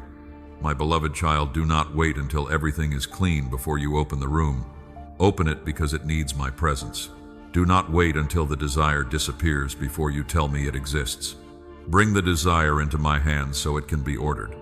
Do not wait until bitterness is gone before you admit it is there. Name it with me so I can begin to soften what has hardened. Truth begins freedom because it ends the agreement with deception. It says, I will no longer call this harmless if it is draining my life. I will no longer call this peace if it is only numbness. I will no longer call this love if it requires me to abandon truth. I will no longer call this wisdom if it is fear wearing a calm voice. My child, truth may cost you the comfort of denial, but it gives you the possibility of real life. Denial lets the house look peaceful while the foundation cracks. Truth says, let us repair the foundation before the walls fail. Denial protects appearances. Truth protects the soul. I care more about your soul than your appearance. I care more about your freedom than your image. I care more about your healing than your ability to sound strong. Beloved, begin with one truth. Not every truth at once, not the whole history in one breath. Begin where my light is touching. Say what is real. Name what has been hidden. Ask me to help you stand in honesty without collapsing into shame. Father, this is where I am. Father, this is what I have been carrying. Father, this is what I have been afraid to face. Father, this is what I need you to heal. That is enough for a beginning. And when you begin, I will meet you there. I will not demand a perfect explanation. I will not require beautiful language. I will receive your honesty and surround it with mercy. I will show you the next step. Sometimes the next step will be repentance. Sometimes release. Sometimes forgiveness. Sometimes wise counsel. Sometimes a boundary. Sometimes rest. But truth will open the way for me to guide you. My child, do not fear the freedom that begins with honesty. It may feel unfamiliar because you have carried hidden weight for so long. But as truth enters, you will begin to feel your soul breathe. You will notice that you no longer have to maintain the mask. You no longer have to defend what is draining you. You no longer have to live divided between what you show and what you hide. I am making you whole, not by force, by truth, by mercy, by light entering the places you open. Stay close, beloved. Truth is the beginning of freedom, and freedom prepares the heart to awaken. In the next part, I will show you that I am awakening what has been sleeping in you, and that the places hidden in shadow can become the ground where new life begins to rise. My beloved child, stay close as truth begins to loosen what once held you in the dark. I have shown you that honesty in my presence is the beginning of freedom. Now I want you to receive what comes after the light enters. I am awakening what has been sleeping in you, not what is dead beyond my reach, not what has been lost forever, not what shame told you could never rise again. I am awakening what pain covered, what disappointment quieted, what fear pushed into the back room of your soul. There are places within you that did not disappear, they only grew silent. Hope became quiet because waiting hurt. Trust became quiet because people failed you. Joy became quiet because you learned to expect disappointment. Courage became quiet because the last step cost more than you thought you could bear. But silence is not always death. Sometimes a seed is sleeping beneath winter soil. Sometimes a flame is hidden beneath ash. Sometimes a song remains inside an instrument that has not been touched for years. My child, I know what is still inside you. I know the gifts you stopped believing mattered. I know the prayers you stopped praying because they made your heart ache. I know the calling you lowered because life taught you to survive instead of expect. I know the tenderness you protected because you thought tenderness would make you vulnerable again. I am not ashamed of those sleeping places. I am not impatient with them. I am coming near to breathe upon them. Beloved, when I awaken something in you, it may not feel strong at first. It may feel like a small stirring, a quiet desire to pray again, a sudden hunger for truth, a moment when the old pattern no longer feels like home, a strange grief over the life you have been postponing, a gentle longing to become whole. Do not dismiss these stirrings because they are small. A dawn begins with a thin line of light. A river begins with a hidden spring. A harvest begins where the seed breaks open in darkness. So when you feel that soft movement inside, pay attention. It may be my spirit calling life forward. It may be the first breath of something I planted long before you understood yourself. The world may not notice it yet. Others may not see the change. But heaven sees the first trembling of life returning. My child, awakening is not always comfortable. When a limb has been numb, feeling can return with tenderness. When a room has been closed, fresh air can stir dust before it clears the space. When a heart has been guarded for a long time, hope can feel frightening at first. Do not fear the discomfort of coming alive. Numbness may feel safe, but it is not fullness. Avoidance may feel calm, but it is not peace. Survival may keep you standing, but I created you for more than standing in the ruins. I created you to live. I created you to respond to my voice. I created you to carry light with a heart that is awake. Remember Lazarus in the tomb. To human eyes, the story seemed finished. The stone was heavy. The grief was real. The delay was confusing. Yet my son stood before what looked final and called him by name. Life answered the voice that death could not resist. What had been wrapped and sealed began to move again. Do you see? My heart, I call by name. I speak life where others see only endings. I command what is bound to come forth, not because the grave is strong, but because my voice is stronger. There are grave clothes in your life that must be loosened. Old labels, old fears, old disappointments, old agreements with smallness. You may begin to come alive and still feel wrapped in what used to hold you. Do not be discouraged by that. Awakening and unwrapping can happen together. I call you out, then I teach you to walk free. Beloved, let me awaken your hope without letting fear immediately bury it again. When a new desire rises, do not rush to say, "What if it fails?" When a prayer returns, do not silence it by remembering every unanswered season. When courage begins to breathe, do not call it foolish because it asks you to move beyond what is familiar. Bring the awakening to me. Say, "Father, is this you stirring life in me?" Say, "Father, protect what you are awakening." Say, "Father, teach me to walk gently with what is new." I will guide you. I will not awaken you and abandon you. I do not bring life to the surface only to leave it exposed without covering. What I awaken, I also tend.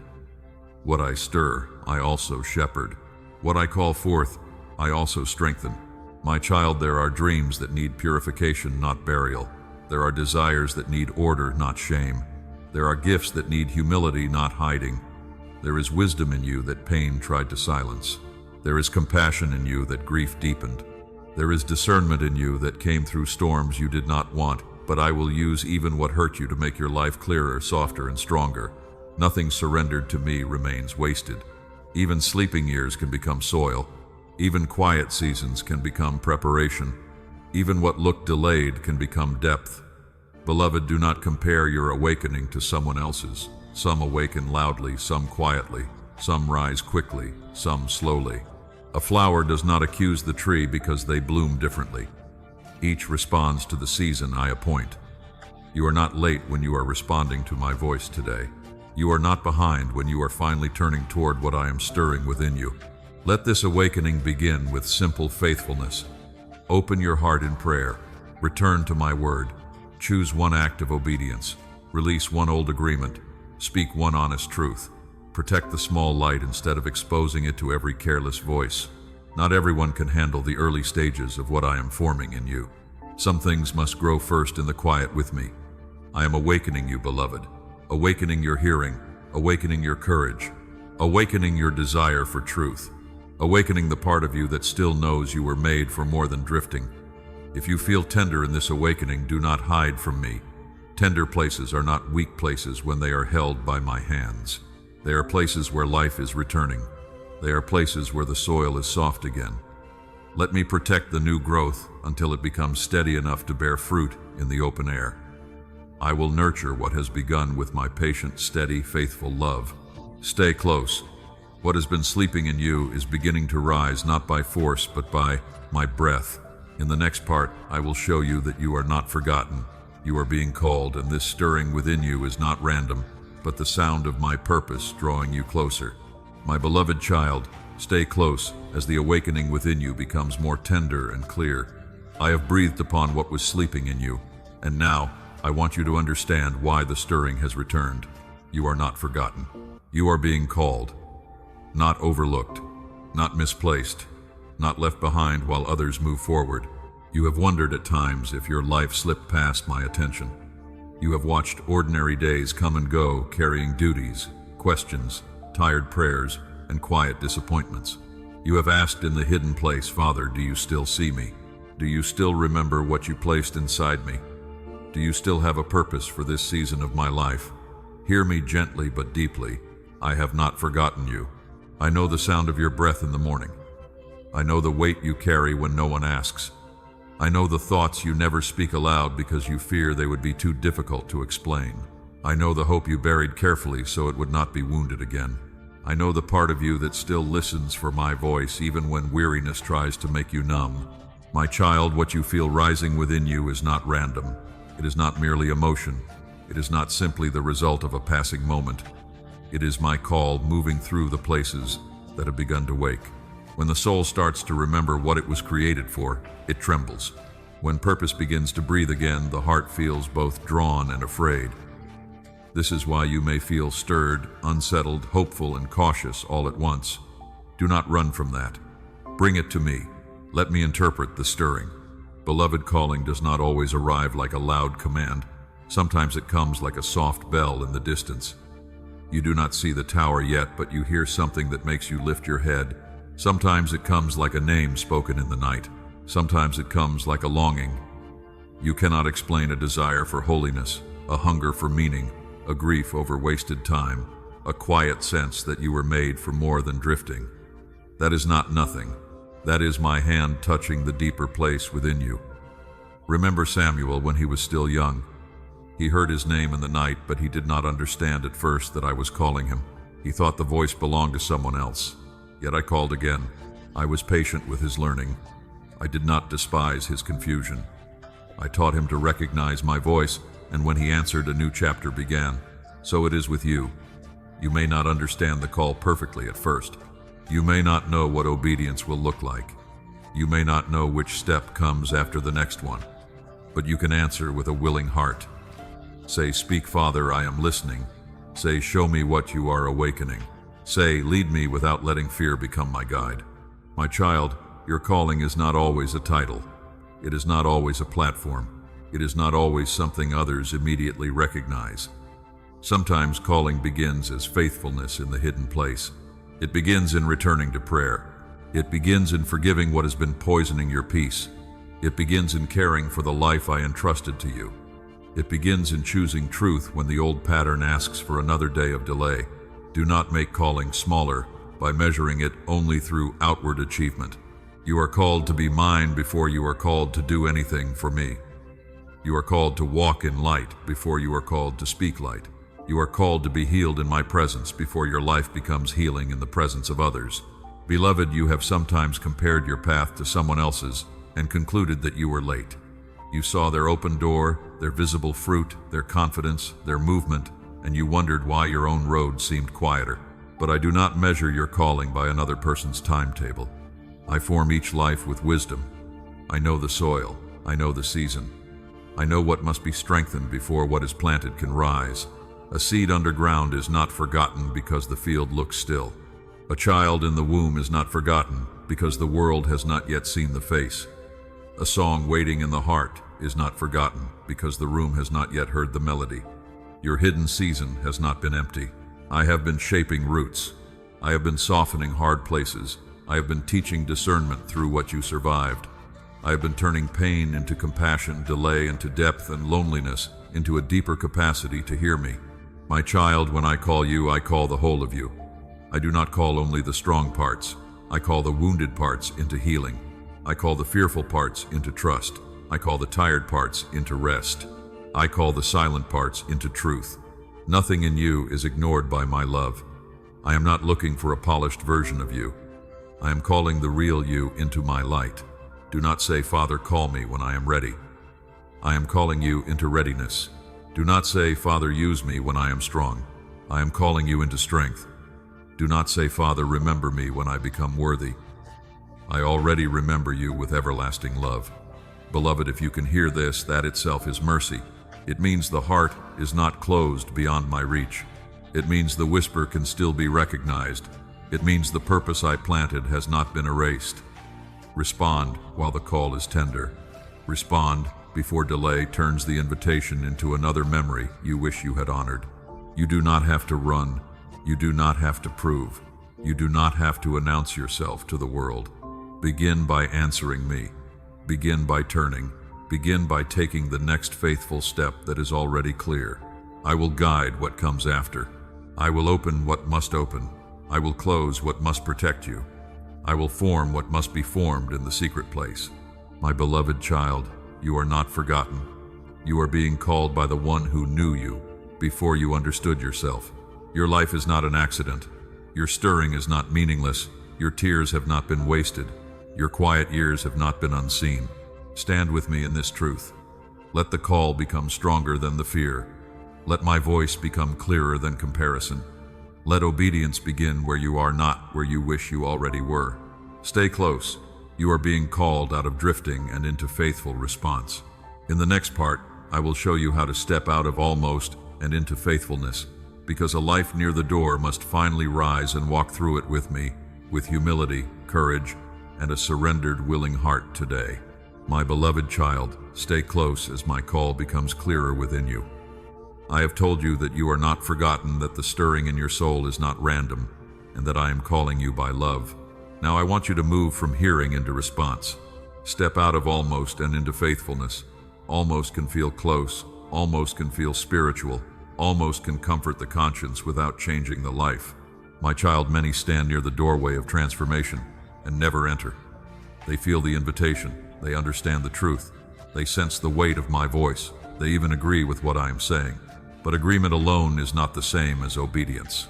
Standing near the door is not the same as walking through it. Admiring freedom is not the same as living free. Almost says I will change soon. Almost says I know what I need to do. Almost says when things settle I will obey. Almost says I am close enough. But faithfulness says, Father, today I will take the step you have placed before me. Not the whole journey at once, not every answer at once, not perfect strength, just the next honest step. Beloved, almost is a quiet place, and that is why it can become dangerous. It does not look like rebellion. It often looks like intention. You meant to forgive. You meant to return to prayer. You meant to release that habit. You meant to speak the truth. You meant to begin again. Yet the intention stayed in the heart while the life remained unchanged. I do not despise your intention. I see the desire beneath it. But I love you too much to let intention become a substitute for surrender. A seed kept in the hand may still carry life, but it will not become a harvest until it enters the soil. A lamp with oil nearby will not give light if the wick is never lit. A traveler holding a map will not reach the city if the feet never begin moving. So it is with you. What I have placed within you must be answered by faithfulness. My child, faithfulness does not always feel dramatic. It often begins quietly. It looks like getting up and praying when your emotions are flat. It looks like choosing truth when the old excuse is familiar. It looks like closing the door to what keeps weakening you. It looks like making peace with someone, or finally setting a boundary, or taking care of the life I entrusted to you. Do not wait for a grand feeling. Do not wait for perfect courage. Do not wait until fear agrees. Fear will rarely agree with obedience. Old patterns will rarely celebrate freedom. The part of you that has lived in delay may resist the first faithful step because faithfulness threatens the comfort of almost. But my grace will meet you as you move. Remember the man who lay near the pool for many years waiting for the water to move. He had a reason for staying where he was. He had an explanation for why healing had not become his reality. Then my son asked, "Do you want to be made well?" That question was not cruel. It was awakening. It reached past excuses, past delay, past the identity formed around waiting. Then came the command to rise. My child, there comes a moment when I ask you not only to explain your condition, but to rise from it. Not in your own strength, not to prove yourself, but because my word gives power to the step I command. When I say rise, I am not mocking your weakness. I am offering you the grace to leave what has kept you lying down. Beloved, what mat have you been carrying inside? What old story has become familiar? What explanation have you used so long that it now feels like identity? I am not asking this to shame you. I am asking because I am calling you forward. Almost healed is not the life I prepared for you. Almost free is not the inheritance I purchased for you. Almost obedient is not the place where your soul will find peace. Almost awake is not the same as walking in the light. Step into faithfulness. Begin with what you know. If I have shown you to forgive, begin with an honest prayer for a heart that can release. If I have shown you to stop feeding a habit, remove the first door of access. If I have shown you to speak truth, choose humble words and stop hiding. If I have shown you to rest, lay down the pride that calls exhaustion devotion. If I have shown you to return to me, come without a performance. Faithfulness is not perfection. Faithfulness is returning to me with what you have and doing the next right thing in my presence. You may stumble after beginning. Do not let that send you back to almost. A child learning to walk does not belong back on the floor forever because one step was unsteady. Return, stand, continue. I am not asking you to build a flawless record. I am forming a surrendered heart. My beloved child almost often survives through private negotiation. You tell yourself you will obey, but only if it costs less. You will surrender, but only if the outcome is guaranteed. You will release, but only if something new appears first. You will move, but only when you no longer tremble. But faithfulness grows where trust is greater than conditions. Say yes before every detail is visible. Say yes while your voice still shakes. Say yes because my presence is enough for the step in front of you. There is power in one true yes. It breaks agreement with delay. It teaches your soul that obedience is possible. It makes room for my strength to enter the place where excuses once lived. It turns the heart from observation into participation. Do not stand at the edge of life as though you are merely watching someone else's story unfold. I have placed you inside your own calling. This is your breath, your day, your season of response. I am not asking you to become someone else. I am calling you to become faithful with the light I have already given you. Beloved, faithfulness in little things is not little to me. The quiet yes, the hidden prayer, the surrendered habit, the truthful conversation, the daily return. These are seeds of a life that will one day shine with evidence of my work. Step out of almost. Step into today. Step into the faithful response that has been waiting inside your heart. I am with you as you rise. I will strengthen the step that your fear once tried to delay today. Stay close, my child. As you step out of almost and into faithfulness, your life will begin to carry a light that others can recognize. In the final part, I will show you how your life will become a sign of my light, not because you were perfect, but because you answered me with a surrendered heart. My beloved child, stay close as your heart steps out of almost and into faithfulness. I have called you not only to hear, not only to agree, not only to stand near the door, but to walk with me through it. Now I want you to receive the promise carried within your response. Your life will become a sign of my light. Not because you were perfect, not because you never struggled, not because your path was always clear. Your life will become a sign because my mercy met you in the hidden places. My truth awakened you.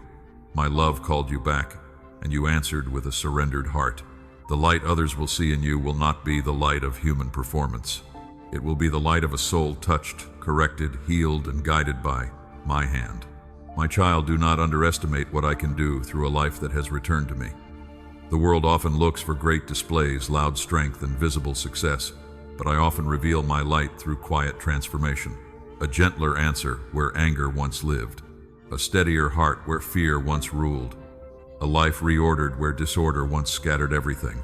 A person who once delayed but now obeys in small, faithful steps. That is a sign. A healed response is a sign. A peaceful mind is a sign. A forgiven heart is a sign. A life that turns back to me is a sign. Beloved, you may wonder how your story could shine when it has carried so many shadows. But light is not made less powerful because it enters a dark room.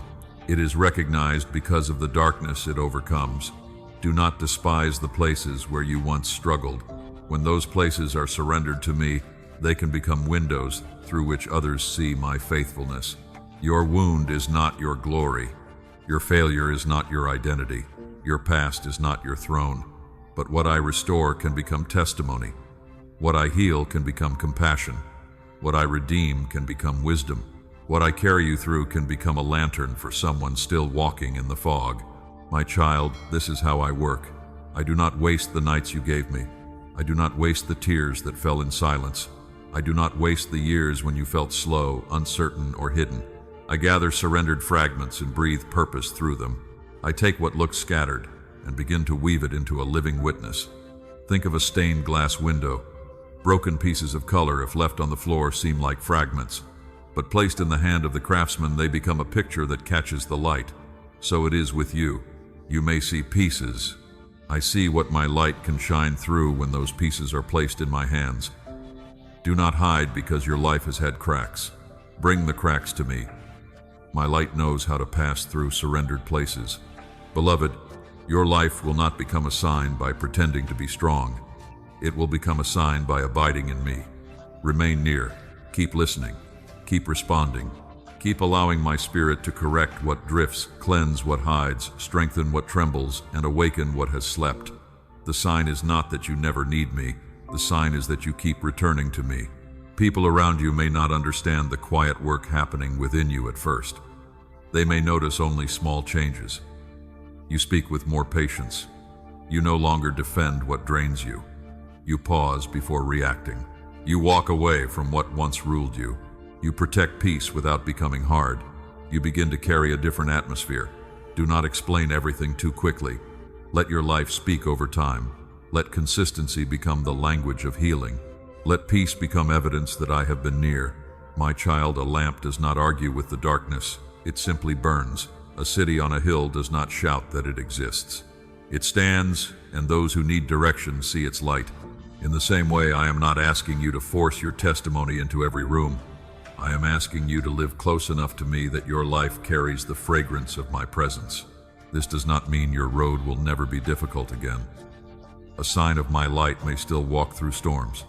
It may still face misunderstanding, delay, and pressure, but it will not be ruled by them. It will know where to return. It will know the voice of the shepherd. It will know that darkness cannot erase what I have lit within. Beloved, when others see you choosing truth over comfort, they will see light. When they see you forgive without pretending the wound did not matter, they will see light. When they see you live with discipline that is born from love, they will see light. When they see you step out of almost and into faithfulness, they will see that my grace is not an idea. It is power working inside a human life. Do not make your testimony only about what you escaped. Let it also be about who led you, who kept you, who waited for you, who warned you, who healed you, who called you, and who never stopped speaking in the stillness. I am the one who waited. I am the one who knocked. I am the one who placed signs along the path. I am the one who restrained you in love. I am the one who brought truth into the hidden rooms. I am the one awakening what was sleeping. And I am the one who will continue the work until your life reflects my light more clearly. My child, carry this message into your days. Do not only hear it and move on. Let it become a rhythm. Wake with awareness. Walk with discernment. Honor the life I placed within you. Bring your emotions into my presence. Choose obedience when comfort calls you backward. Release what no longer carries life. Tell the truth. Answer the call. Take the faithful step before you. This is how light grows. Not all at once, not through pressure, through surrendered daily communion with me. Beloved, your life will become a sign of my light, not because you carry yourself perfectly, but because you allow me to carry you faithfully. The world does not need another polished image. It needs lives that have been touched by truth, softened by mercy, strengthened by obedience, and filled with a light that cannot be manufactured. So go forward gently but truly. Keep your heart open. Keep your steps near me. Keep your lamp supplied with my presence. If you stumble, return. If you grow tired, rest in me. If darkness speaks, remember the light I placed within you is not fragile when it remains in my hands. You are not forgotten. You are called. You are being formed. You are becoming a living sign that I still guide, restore, and shine through those who answer my voice with holy patience every day. Amen.